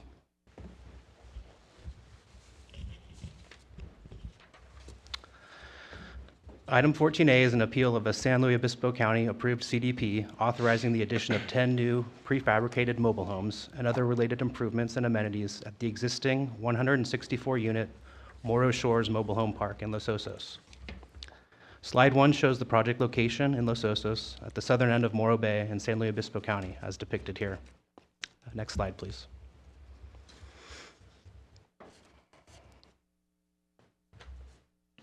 Slide 2 shows the site plan, including the location of the 10 new mobile home units, the new park for the residents, and the fire lane improvements. In total, the project would result in the disturbance of approximately 1.7 acres on the approximately 30-acre, already mostly developed property. Next slide, please. The appellant contends that the county's CDP approval raises LCP consistency questions related to the adequacy of water to serve the new development, arguing that there is not sufficient water and thus that the project should be denied. The commission has spent a considerable amount of time over the past few years evaluating Los Osos' water supply issues, including groundwater health and any coastal resource concerns, and has concluded that the best available science has demonstrated that the Los Osos groundwater basin is not in overdraft, that withdrawals are not resulting in any significant resource harm, and that there is sufficient water to serve new development. And based on this information, the commission recently approved updates to the county's LCP reflecting that the community's water supply is healthy enough to support some new water-using development, subject to strict monitoring of the basin going forward to ensure that it remains in a sustainable yield state. And here, the project also includes 2-to-1 water offsets, intended to ensure that new units' water demand is offset at a 2-to-1 basis by water efficiency upgrades in the park, which will also help in this particular circumstance. And the last slide, please. In summary, staff believes that this CDP does not raise a substantial issue and that the project is a relatively small but welcome addition to an existing developed mobile home park that will provide 10 new housing units to the community's housing stock, thereby helping further county and commission efforts to increase a variety of housing types, including smaller housing units, and in this case, ones that are age restricted to those over 55. Please see page 5 of the staff report for the motion and resolution, and this concludes staff's presentation.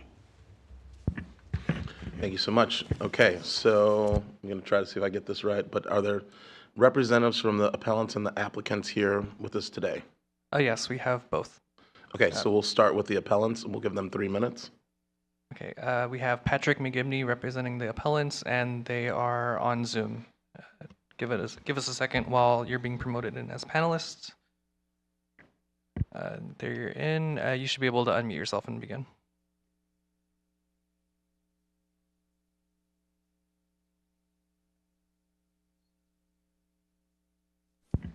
Can you hear me now?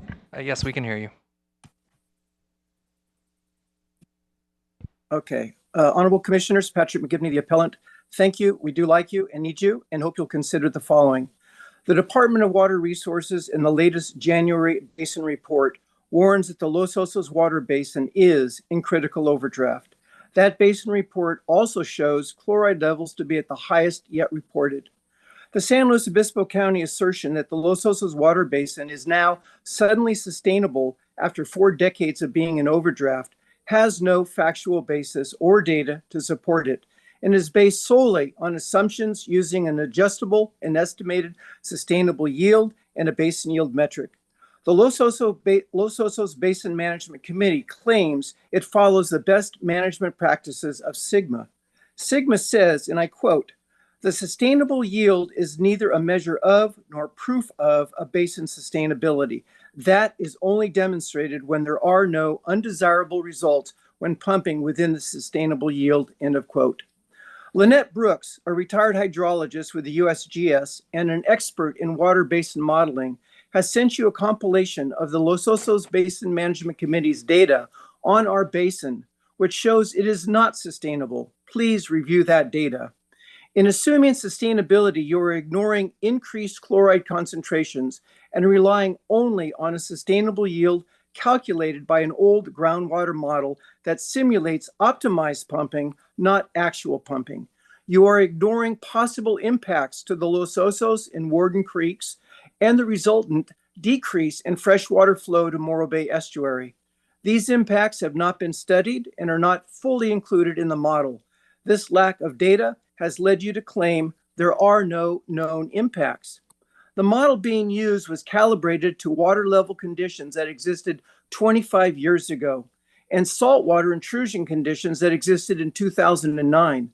The model is not adequately representing current conditions and definitely does not represent best science available. The transient model is being developed Any decisions on increasing water use or new development should wait for that model. Claiming best available science is now being used while ignoring chloride data and without waiting for the new model is irresponsible. Approving these 10 new homes is adding additional water use and putting the community at a higher risk of losing their only water supply. There are substantial issues. Unfortunately, even with water-saving retrofits, rainwater capture, and drought-tolerant landscaping, new development means more water use, and is why we ask that this project be denied. Thank you. Thank you so much. Okay, with that, if the applicant is present, we'll go ahead and give them 3 minutes as well. Okay, we have Neri Achajian. And there's also a presentation. So Neri she ran to get a cup of coffee. We didn't realize it was going to happen so fast. So I'm a rep, Debbie Rudd with RRM Design Group. Can I just go ahead and start, or would that be the best way? She should be here any second, but I can. You said you had slides? Yes, okay. I do. Well, go ahead. Okay. So good afternoon. I'm Debbie Rudd with RRM Design Group. I'm a applicant representative working with Neri Asajian. So thank you for the presentation by staff. We're just going to touch on two main points. One is the affordability, and the other is the water savings. Next slide.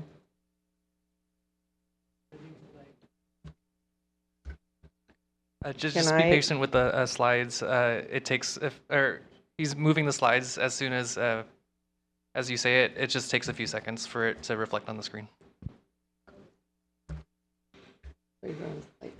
Please read your or state your name into the record. Good afternoon. My name is Nairia Shajian, and I appreciate the opportunity to present today. Ryan focused on the project overall, so I will focus on two key areas: affordability and water savings. As you'll see on this slide, we have a quick cost comparison. The orange outline shows the Morro Shores Mobile Home Park, and the blue outline, sorry, I just ran here, I apologize. A little out of shape, don't tell anyone. I'm not nervous, it's just bad cardio. The map shown here compares mobile homes at Morro Shores to single-family homes in the surrounding neighborhood. The orange outline represents Morro Shores, while the blue outline represents the immediate area from which we pull data. Next slide, please.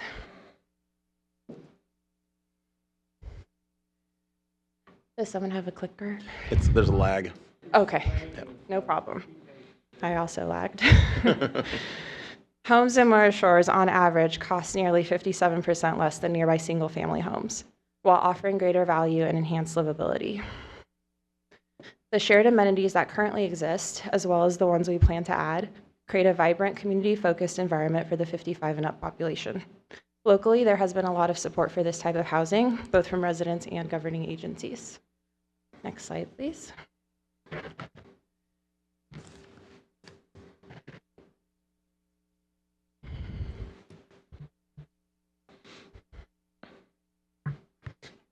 This project reflects the core values of affordability, sustainability, and community enhancement. Coastal housing is in high demand, but often out of reach. Morro Shores has a long wait list of individuals eager to live there. This project expands access to attainable housing while also implementing water conservation measures. Beyond affordable housing, this project aligns with local and state housing goals and supports a balanced, inclusive coastal community. Next slide, please.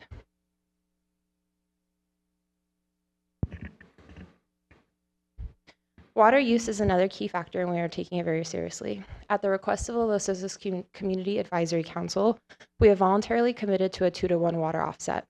What this means is that we'll save twice the water that the project uses. We will achieve this by using the county's plumbing retrofit to build program to upgrade appliances such as clothes washers and shower heads. These upgrades will be offered within the park, directly benefiting the existing residents. With an annual savings of about 466,000 gallons of water, the Los Osos community gains additional conserved water beyond the project's needs. Next slide. This project will require 1,277 gallons per day, while our 2-to-1 commitment will offset double that at 2,554 gallons per day. Simply put, this project will save more water than it consumes. Next slide.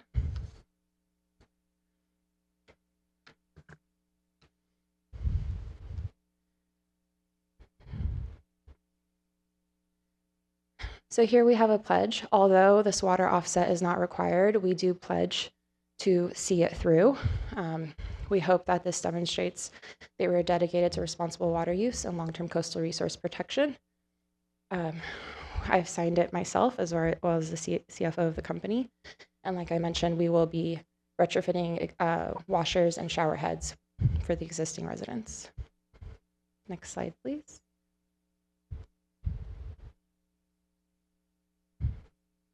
And with that, we support your staff's recommendation, and we're happy to answer any questions. Just going to grab my notes real quick, but I'm here for questions. Great, thank you so much. I'd like to ask if there's any other members of the public signed up to speak on this item. We have no other speakers, but we do have Blaine Reilly from the County of SLO available for questions. Great, thanks. Okay, I'll bring it back to the commission then and close the public comment period. I want to see if the staff has any comments to make on what's been said here today. Yes, just quickly, with respect to water supply, I think what you're hearing is more disagreements between the appellants on the one side and their technical experts and the Basin Management Committee and the county and the commission's technical experts on the other side. This was a big part of the Los Osos community update from last year that you heard very basically the same sort of arguments. That's all discussed in the staff report, and I don't think I'll get into the details of that other than it's a disagreement. And we do think this project's appropriate and the basin can support it. And as you heard from Ms. Ashadian, it includes the 2-to-1 retrofit, which is a positive on water supply. We also think that's an enforceable part of the coastal permit as part of the project description. So there's that. And I would note, if you do want to get into the weeds, Blaine Reilly is here. He's the county's groundwater sustainability manager. So he can help with that. And Ryan and I are here for questions as well. Great, thank you so much. Are there any questions or comments from members of the commission? I'm happy to make a motion. Okay, seeing none. Commissioner Wilson, I'll let you go ahead and make the motion on this item. Sure. I move that the commission determine that appeal number A-3-SLO-23-004 raises no substantial issue with respect to the grounds on which the appeal has been filed under section 30603. And I recommend a yes vote, and I just have one comment. Second. Okay, so we have a motion by Commissioner Wilson, seconded by Commissioner Escalante. I did realize that I forgot to ask, are there any ex partes on this item? Okay, seeing none, check that off the box. Okay, I'll go back to Commissioner Wilson for his comments. So I'm going to partition this because it's not in the decision-making part of this process, but I do want to comment that AARP, of which I am a member, yes, I am, has no opposition to age-restricted communities. They do, however, very much support age-diverse communities, and they do this for a reason I think it's surprising to many people why that is, and how it actually helps people in their longevity and their life expectancy when there is age diversity within the communities that they dwell in. But that being said, I think this is a good move forward for the community in terms of housing, and so I strongly support this motion. Thank you. All right. Well, first, I just want to thank staff for their hard work on this. I want to thank the members of the public who have spoken on this today and the applicant and the appellant. I do have one brief question. It's kind of off topic, but I know that you were highlighting the affordability levels, but I just have a question about the lot rental space, because oftentimes you buy the mobile home, but then you're still paying rent to the mobile home park. And so if you could just speak to that. Yeah, so interestingly enough, like when you are buying a single family home as opposed to a mobile home, there's a purchase price, so you're buying the home itself. The difference here is that you are paying rent for the space of the land. The affordability comes in, it's a little bit more, if you expand everything that you're looking at, it's a lot more cost effective in the sense that your water bill is a lot lower, your utilities are lower by nature of being on less land itself. It's a smaller lot. The entire park currently is under rent control, so it's in a controlled environment governed by the state. There are incentives for developers to put in more of this type of housing to help with the housing crisis. In addition, the components of having on-site management, shared amenities that are all baked into your cost. So if you expand it a little bit further just from sales price and rent, but to speak to the rent portion, there's lower property taxes, significantly lower. So there's a number of factors that go into what makes it affordable. But speaking to the rent piece, can you Yes. speak to what we're talking about in terms of numbers? That specific numbers? Yeah. Yeah. For this park specifically, and Michael can help me if I mess up, but he also ran. The average rent, I believe, is in the 700s for the space itself. And yeah, That's great. Okay. And I think to Commissioner Wilson's point, this is a great opportunity for us to expand on housing and affordable housing options, and I know that that's a priority of this commission. Additionally, there are many water conservation savings mechanisms, and I think that the fact that you all are making a concerted effort to try to do that and to implement that will greatly help reduce the impact on water availability. And the one I'll just to give some context, the one reason why I asked about the rental price is because here in Santa Cruz we have a mobile home park that's for seniors, and the lot rental prices are around like $3,000. So while the mobile homes might be $200,000 to purchase, your lot fee is like $3,000. So that's why I wanted to ask that question. Yeah, absolutely. So I appreciate the fact that this is low income, and the rents for those spaces are low income as well. So Just as a Commissioner quick Lowenberg. follow-up, and what annually can you increase it? I know it's under rent control, but I know what San Francisco is, but what's Yeah, for SLO County. Michael, would Just you like to help roughly. me out?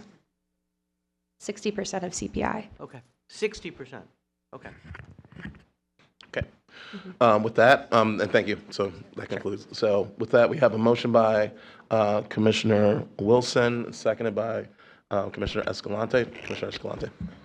I'll just speak to my motion very briefly since we're in the topic of mobile homes, and my perspective on them has definitely evolved as time has kind of educated me. But now I also see it as a climate resilience type of tool in areas especially that may be susceptible, to more impacts, whether it's wildfires inland or the forces that are coming from the ocean, in terms of being, local governments being able to react and maybe sometimes even like pick up those homes and save them, So I'm also looking at this type of development under that lens. So thanks for bringing this up. And I appreciate the affordability in particular. That's the most important thing. Okay. So the motion is to raise no substantial issue with respect on the ground to which the appeal has been filed, and the recommendation is a yes vote. I'll turn it over to Ms. Miller for a roll call vote. Commissioner Hart. Yes. Hart, yes. Commissioner Harmon. Yes. Harmon, yes. Commissioner Kelly. Yes. Kelly, yes. Commissioner Lowenberg. Yes. Lowenberg, yes. Commissioner Nodov. Aye. Nodov, yes. Commissioner Turnbull Sanders. Yes. Turnbull Sanders, yes. Commissioner Uranga. Aye. Uranga, yes. Commissioner Wilson. Yes. Wilson, yes. Commissioner Bochco.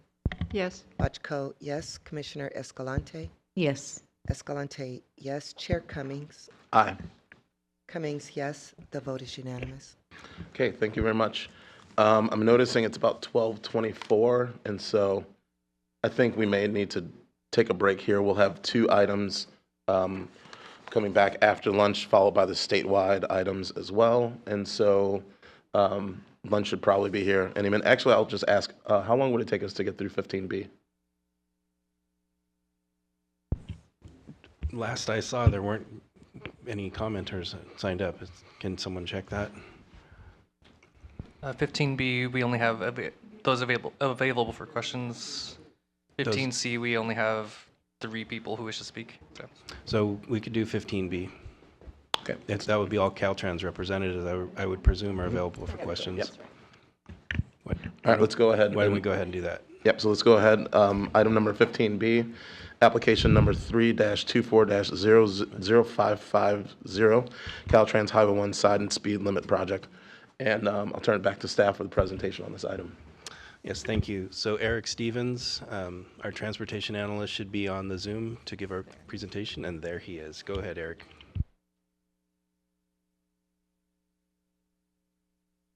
Good afternoon, Chair Cummings and Commissioners. Item 15B is a CDP application from Caltrans to remove, install, and replace Highway 1 road signage in Big Sur. Slide 1 shows a view of just one such sign.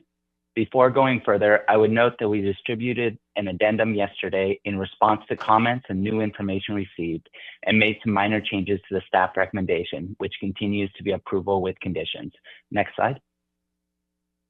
The proposed signage changes would occur throughout the southern stretch of Big Sur and into a portion of northern Big Sur, from the Monterey San Luis Obispo County line north for approximately 15 miles to the Point Sur Naval Facility, as noted on slide 2 in red. Next slide. The proposed signage will include curve advisory signs and advisory speed limit signs, where examples are shown on slide 3. Next slide. Next slide. When Caltrans initially evaluated this stretch of coast, it determined that they were going to need to install more than 900 new signs.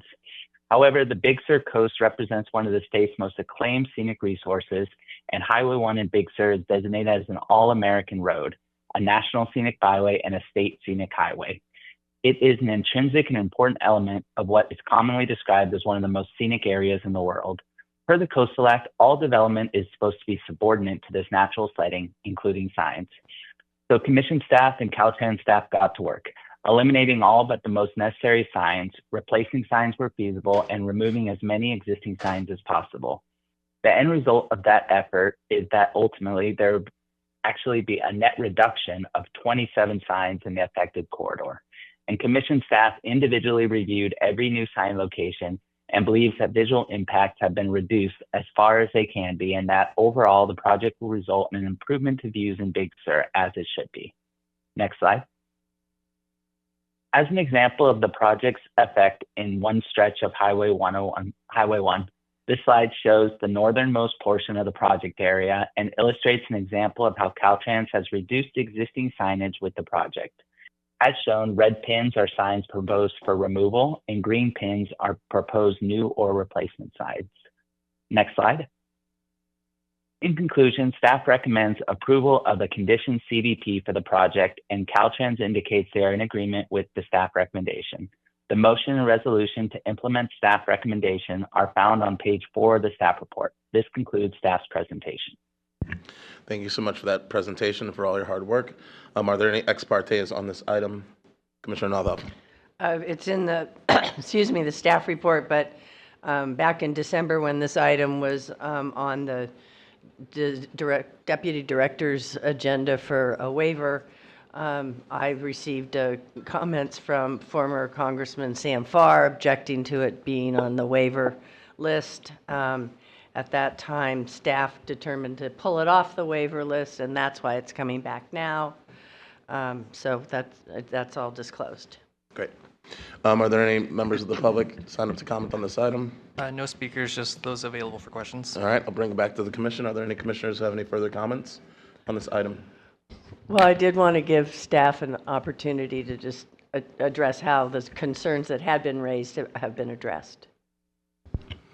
Well, I think there were concerns raised that this didn't go far enough. That's one of the concerns, meaning we should have less signs out there. And as Mr. Stevens indicated in the staff report, we did everything we could to reduce signs, including looking at every single sign location with Caltrans. And we feel like we've done the best job we can on that point. You know, it's a matter of degree of relativity for some folks, but we've done what we think is the best job possible. There were some concerns about the local public process, and this happens when you have consolidated coastal permits and there's no local coastal permit process. There's oftentimes no local hearings and that sort of thing. We normally have a process with Monterey County and Big Sur where things go through their land use advisory committees, and the county often does design review to offer that opportunity for some local participation for a variety of reasons, which is called out. I know I'm going to think off this way. that are called out in the addendum, we ended up with the LUAC review, the Land Use Advisory Committee review being yesterday. Nothing groundbreaking came out of that review to suggest that we should be doing anything different. And past that, I believe that's the range of comments that we received. Oh, there was one more comment about that we shouldn't be reducing speed limits in Big Sur.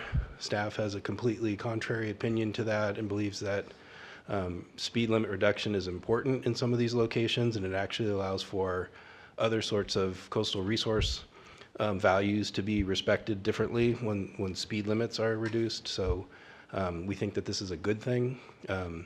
I believe that's all the comments, and again, covered in the addendum. We think this is a good project. And you reached out to those people with comments, so that's good to hear. And I think also the speed limit is an issue. We'll be hearing conversations about bridge design in Big Sur and other places where I think speed limits can play a role in determining appropriate bridge design as well. So thank you. All right, any further? Commissioner Williams. Yeah, just wanted to note my appreciation for all the hard work between staff and Caltrans staff on this project. A lot of good collaboration and communication occurred here, and just wanted to note that for the record. Thank you. Great, thank you so much. All right, any other comments, questions? So just a clarification on that. So we will see soon the removal of signs. That's going to happen pretty soon, or what's the timeline on that? I believe that Mr. Stevens knows the timeline. Is that right, Eric? Or Aldi's here. Oh, or if not, I might have to defer to Caltrans, but I do note their deadline to get this project all approved is coming up in the next couple of weeks, which I think the next step is to actually go out and do the work. I could ask Garimaldi from Caltrans to come up. He could tell you more specifically probably what the project timeline is.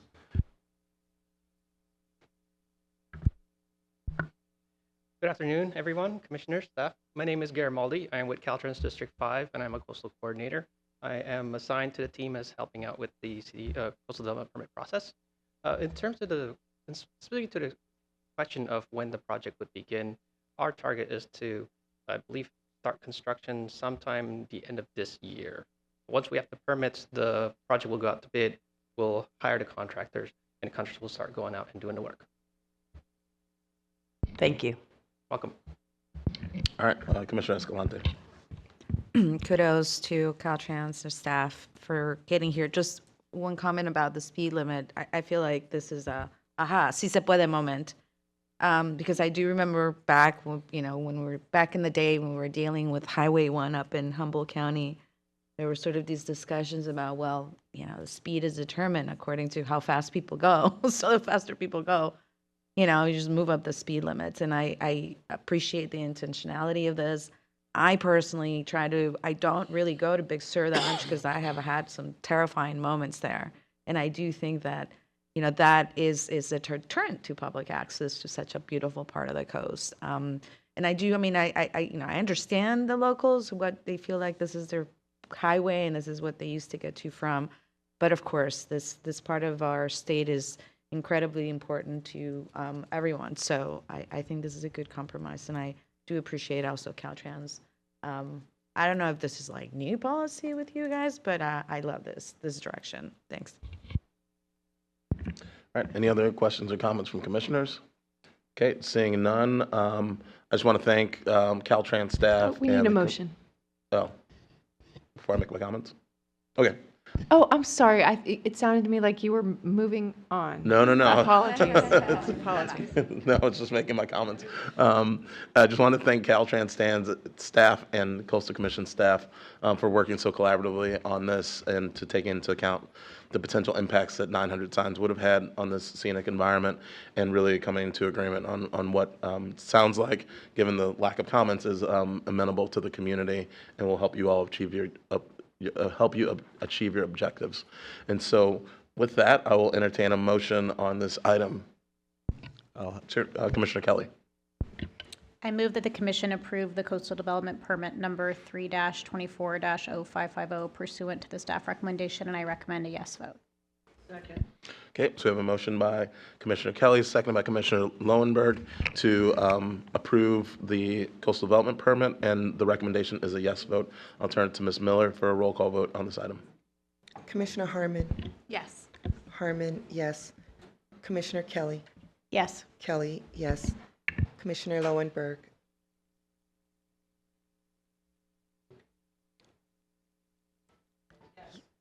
Lowenberg, yes. Sorry. Commissioner Nadoff. Aye. Nadoff, yes. Commissioner Uranga.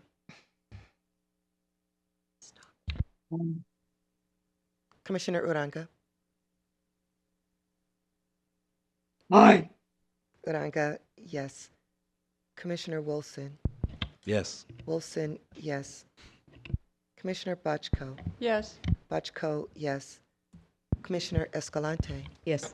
Escalante, yes. Commissioner Hart. Yes. Hart, yes. Commissioner Cummings. Aye. Cummings, yes. The vote is unanimous. All right, well, thank you so much. And with that, we're going to take a break for... If I might, Chair, Sure. I might recommend, it's the last item on the agenda with the exception of minutes. Yeah. We might want to go forward with that item. It shouldn't take too long. So if that's all right with you. Sounds great to me. Let's keep cruising. We'll be done hopefully by 1. All right, with that, we'll move on to item number 15C, application number 3-24-0747 Caltrans Mud Creek Landslide Highway 1 Stabilization Project. I'll turn it back to staff for the presentation on this item. And I will turn it over to Eric Stevens again, our transportation analyst. He's on Zoom. We do have a PowerPoint for this item. Give us a second while we bring the PowerPoint I'll up. get started. Item 15. Sure. Item 15C is a CDP application from Caltrans to recognize emergency work completed to stabilize the Mud Creek landslide in Big Sur, as well as to authorize additional development at the site. Slide 1 shows an aerial view of the Mud Creek landslide shortly after it occurred in 2017. Before going further, I would note that we distributed an addendum Monday in response to comments received and made some minor changes to the staff recommendation, which continues to be approval with conditions. Next slide. The Mud Creek landslide site is an approximately quarter-mile stretch of Highway 1, about a mile and a half south of the unincorporated town of Gorda in the southern stretch of the Big Sur coast, as noted here on slide 2. California's Big Sur coast is, of course, legendary and an incredible visual and scenic stretch of coastline, famous around the world. Highway 1 clings to the coastline here, providing incredible views and a unique landscape that merits the utmost protection under the Coastal Act. Highway 1 in Big Sur also provides an extremely important transportation, commerce, and public safety link for communities along the Big Sur coast, as well as an incredibly important link to numerous coastal recreational areas up and down coast for visitors from around the world, where for money, simply driving Highway 1 in Big Sur is a coastal recreational experience. At the same time, Highway 1 in Big Sur sits on a unique, active landscape on steep coastal bluffs, and Highway 1 has been subject to dozens and dozens of landslides since its construction in the 1930s, many of which have resulted in highway closures. Next slide. The Mud Creek landslide occurred in 2017 and was, however, something of another magnitude. The 2017 event was potentially the largest landslide in California history. The landslide spread an enormous amount of material into the ocean, creating approximately 15 acres of new land area and buried the highway up to 45 feet deep. Slide 3 shows an aerial view of the area shortly after the slide and the then disconnected ends of Highway 1 noted. Following the landslide, the Commission worked closely with Caltrans to approve a series of emergency CDPs to stabilize the site and to reopen the highway. Next slide. And slide 4 gives you a sense of all that work. Specifically, the emergency development included relocation of the highway seaward of its pre-slide location on top of landslide material. Below this, Caltrans constructed a massive engineered embankment to stabilize the highway. At the toe of the landslide material, Caltrans constructed a large rock revetment and smoothed out a bench between the embankment and the revetment. All told, this armoring system occupies about 11 acres of area that was previously rocky shoreline and open water. Inland of the highway, Caltrans installed large rock basket walls and created large catchment basins to catch the landslide material and boulders that continue to fall from the active landslide and prevent them reaching the highway, and installed rockfall wire mesh on a portion of the slope. All in all, somewhat incredibly, Caltrans was able to reopen the highway to the public in July 2018, just over a year after the landslide, a significant accomplishment. Further emergency repairs were ongoing, though, to keep Highway 1 open here. Throughout, Commission staff and Caltrans staff collaborated extensively, and this commission approved 5 emergency CDPs to ensure the highway continued to function here. Next slide. The CDP action today includes the required follow-up CDP approval for the previously authorized emergency work. Also included is some minor new additional proposed development, including minor realignment of the reconstructed highway, installation of guardrails and barriers, installation of smaller rock basket walls, and revegetation of a large portion of the site. Slide 5 shows a visual simulation comparing the current condition of the highway in the top 2 images with the proposed completed condition of the highway in the bottom 2 images. Next slide. Although the project is partially self-mitigating as proposed in terms of simply reopening the highway for residents and visitors, there are public access and visual resource impacts from the overall development, particularly as it relates to the effects of the massive armoring structure that stretches along approximately a 1/3 mile of coastline, seen here in yellow on slide 6. Fortunately, these impacts can be further offset via some improvements at the site, as well as at the Shale Point Alder Cove location, an existing public access way already open to the public that is approximately a mile south of the site, which provides a ripe opportunity for recreational improvements. In addition, Caltrans and Commission staff have long discussed developing a mitigation framework for ensuring that Caltrans projects in Big Sur include a combination of public recreational access components as part of project designs and in lieu fees when such project components are not feasible and/or appropriate.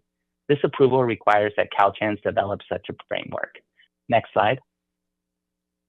As to public views, the Big Sur Coast represents one of the state's most acclaimed scenic resources, and Highway 1 in Big Sur is designated an All-American Road, a National Scenic Byway, and a State Scenic Highway. It is an intrinsic and important element of what is commonly described as one of the most scenic areas in the world. However, for the past 8 years, the Mud Creek site has looked much like a construction site, mostly because it has been, including as can be seen here on slide 7 looking southbound. Considering that Big Sur is often described as one of the most scenic areas in the world, it's critical that public views in this area be restored to as natural conditions as possible. Thus, the CDP requires that Caltrans undertake a number of actions to reduce view impacts, including revegetation of slopes, camouflaging, hiding elements, vegetation to obscure elements, visual treatments of unnatural elements, and an overall focus and requirement that public view protection be made a key priority, all of which should help to ensure that the proposed development is subordinate to the natural view setting as is required by the Coastal Act. Next slide, please. In conclusion, staff recommends approval of a conditioned CDP for the project, and Caltrans indicates that they are in agreement with the staff recommendation. The motion and resolution to implement staff's recommendation are found on page 5 of the staff report. This concludes staff's presentation. Thank you very much. Okay, are there any ex partes on this item? Seeing none, are there any members of the public signed up to speak to us on this item? Yes, we have 3 people signed up. They're all from Caltrans. We're only able to find one on the Zoom meeting, Jason Wilkinson. And then Jason, will you be using the presentation submitted by Ryan Caldera? Oh, okay. You're in person. Yeah. Okay. So, yeah. So it sounds like there's a presentation submitted? Yes. Okay. And then there is one slide that Jason will presenting on.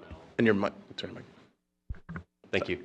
And then there's one slide that Jason Wilkinson will present on. I will tap him when it's time. Okay.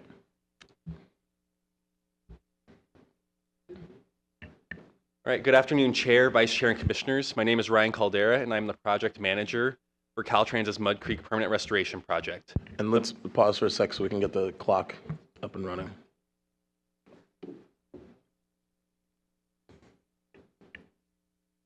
And given I was going to say, given the delay in the slides, let's just do 3 minutes as well.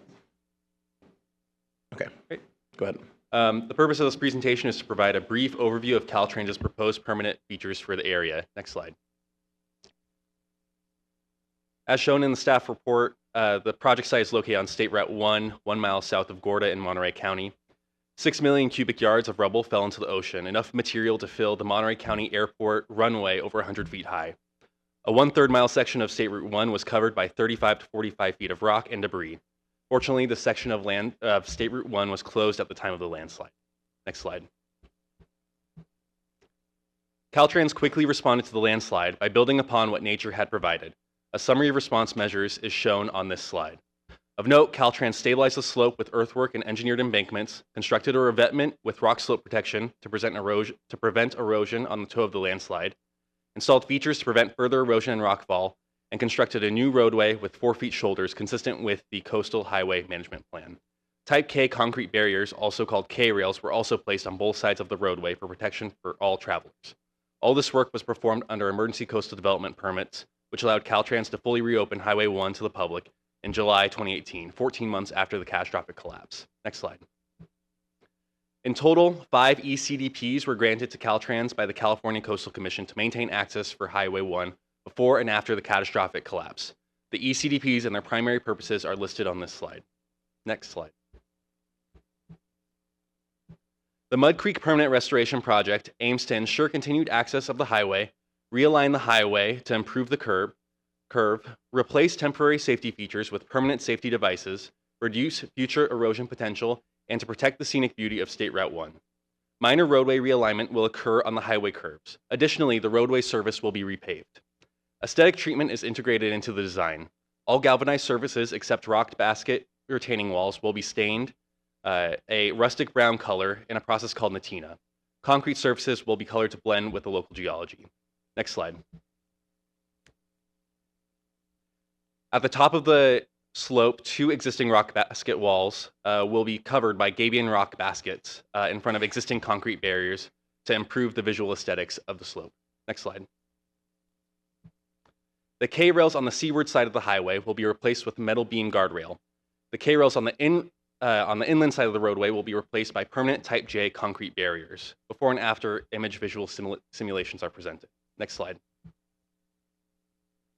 The historic masonry wall will be preserved as it exists today. Next slide. Using erosion control, seeding, and planting, Caltrans will revegetate slopes in other areas that have been reconstructed. Next slide. At this time, I'll turn it over to Jason Wilkinson, who is Caltrans District 5 Environmental Deputy Director. Sure. Thank you, Ryan. Good afternoon, Chair Cummings and Commissioners. My name is Jason Wilkinson. I'm the Caltrans Deputy District Director for the Environmental Analysis Division in District 5. I just wanted to say Caltrans is really excited to partner with the Coastal Commission on developing a framework for the LCP program. I think this collaboration promises to enhance the efficiency of us obtaining permits and provide mitigations measures that more effectively address resources on coastal access. We're confident that this partnership will benefit both agencies with helping to protect and improve coastal resources for the public. And I'd also like to personally thank Dan Carl and Peter Allen for their leadership in this effort. And thanks for the opportunity to provide comments and support. Thank you. And that concludes my presentation. Okay, thank you very much. Are there any other members of the public here to comment? I don't think so. We only had the one other person, Scott Smith from Caltrans, who indicated they wish to speak on Zoom, but I'm just available for questions. Okay. Everyone else is just available for questions. All right, great. Then I'll bring it back to the commission for any questions or comments from commissioners. Seeing none. Commissioner Williams. Yeah, just again, lots of great collaboration here between coastal staff and Caltrans staff. Appreciate all the multi-year effort on this one. Also, just want to key in on the in lieu fee framework or the coastal access framework. That'll really be helpful, I think, over the long haul to provide resources towards more meaningful public access, projects down the road, pooling resources together over time and doing something that's actually going to be helpful. So just wanted to note that. Thank you. Thank you. Commissioner Nothoff? Just to observe that public access in this area of the coast is often visual access from Highway 1. So the role of Caltrans in making pullout safer and the whole thing, is really critical to the commission's access responsibilities. So, and getting these things open is critical to the businesses in Big Sur that have really suffered a lot over the last few years with these closures. So, want to encourage Caltrans to keep up getting these things open. Thank you. All right. Commissioner Wilson. Happy to make a motion. I move that the commission approve coastal development permit number 3-24-0747 pursuant to the staff recommendation, and I recommend a yes vote. Second. Okay. So a motion by Commissioner Wilson, seconded by Commissioner Lowenberg. I'll just make brief comments, and I just want to express my sympathy for Caltrans because that portion of highway is consistently getting just hammered. And so I just want to thank you all for your hard work at trying to maintain that road and maintain access in what is probably one of the most beautiful coastlines in the entire world. And then again, I want to thank you for your collaboration with the Coastal Commission and your ability to demonstrate how we can come together and really provide solutions to some challenging problems. And so with that, we have a motion by Commissioner Wilson, seconded by Commissioner Lowenberg, asking for a yes vote to approve the coastal development permit. And I'll turn to Ms. Miller. Commissioner Kelly. Yes. Kelly, yes. Commissioner Lowenberg. Yes. Lowenberg, yes. Commissioner Nothoff. Aye. Nothoff, yes. Commissioner Uranga. Aye. Uranga, yes. Commissioner Wilson. Yes. Wilson, yes. Commissioner Bochco. Yes. Bochco, yes. Commissioner Escalante. Yes. Escalante, yes. Commissioner Hart. Yes. Hart, yes. Commissioner Harmon. Yes. Harmon, yes. Chair Cummings. Aye. Cummings, yes. The vote is unanimous. All right. Well, that brings us to the last few items on our agenda statewide. Item number 16, this is the approval of the minutes. Do we have anybody signed up to comment on the minutes that are listed in the agenda report? No more comments for any of the statewide items. Okay, so then we'll bring it back to the commission to get a motion to approve the minutes. So moved. Second. Okay, so we have a motion by Commissioner Wilson, seconded by Commissioner Hart to approve the minutes. I'll turn it to Ms. Miller for a roll call vote.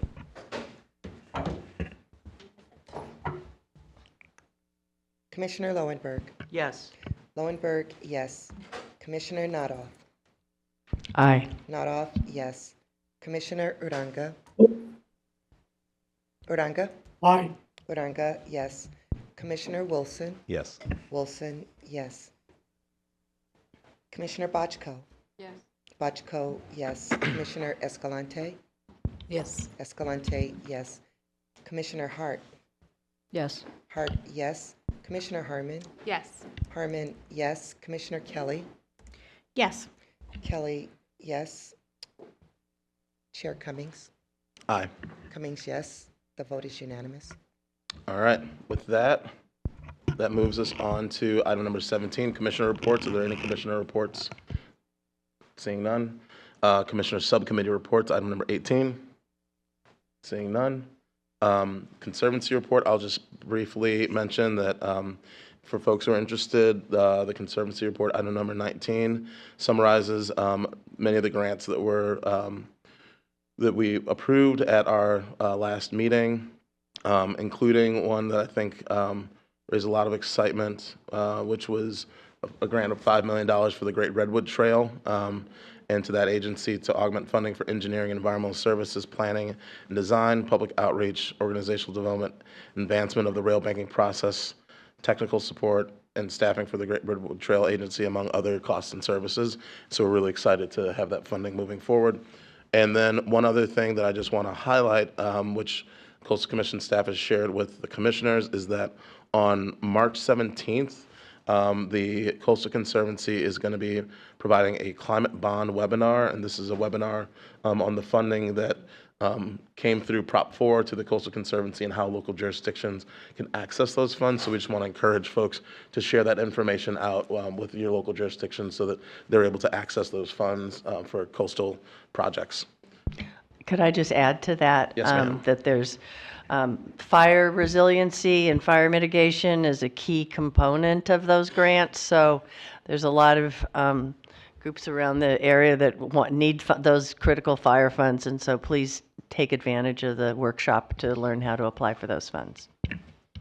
Thank you very much. With that, moving on, any updates from the Santa Monica Mountains Conservancy? Seeing none. Santa Monica Bay Restoration? Seeing none. Deputy Attorney General's report? Nothing today. Nothing to report. And that concludes our meeting. We're done before 1 p.m. Please enjoy Santa Cruz. And also there are lunches out on the table for the commissioners. And so with that, we will see you all tomorrow.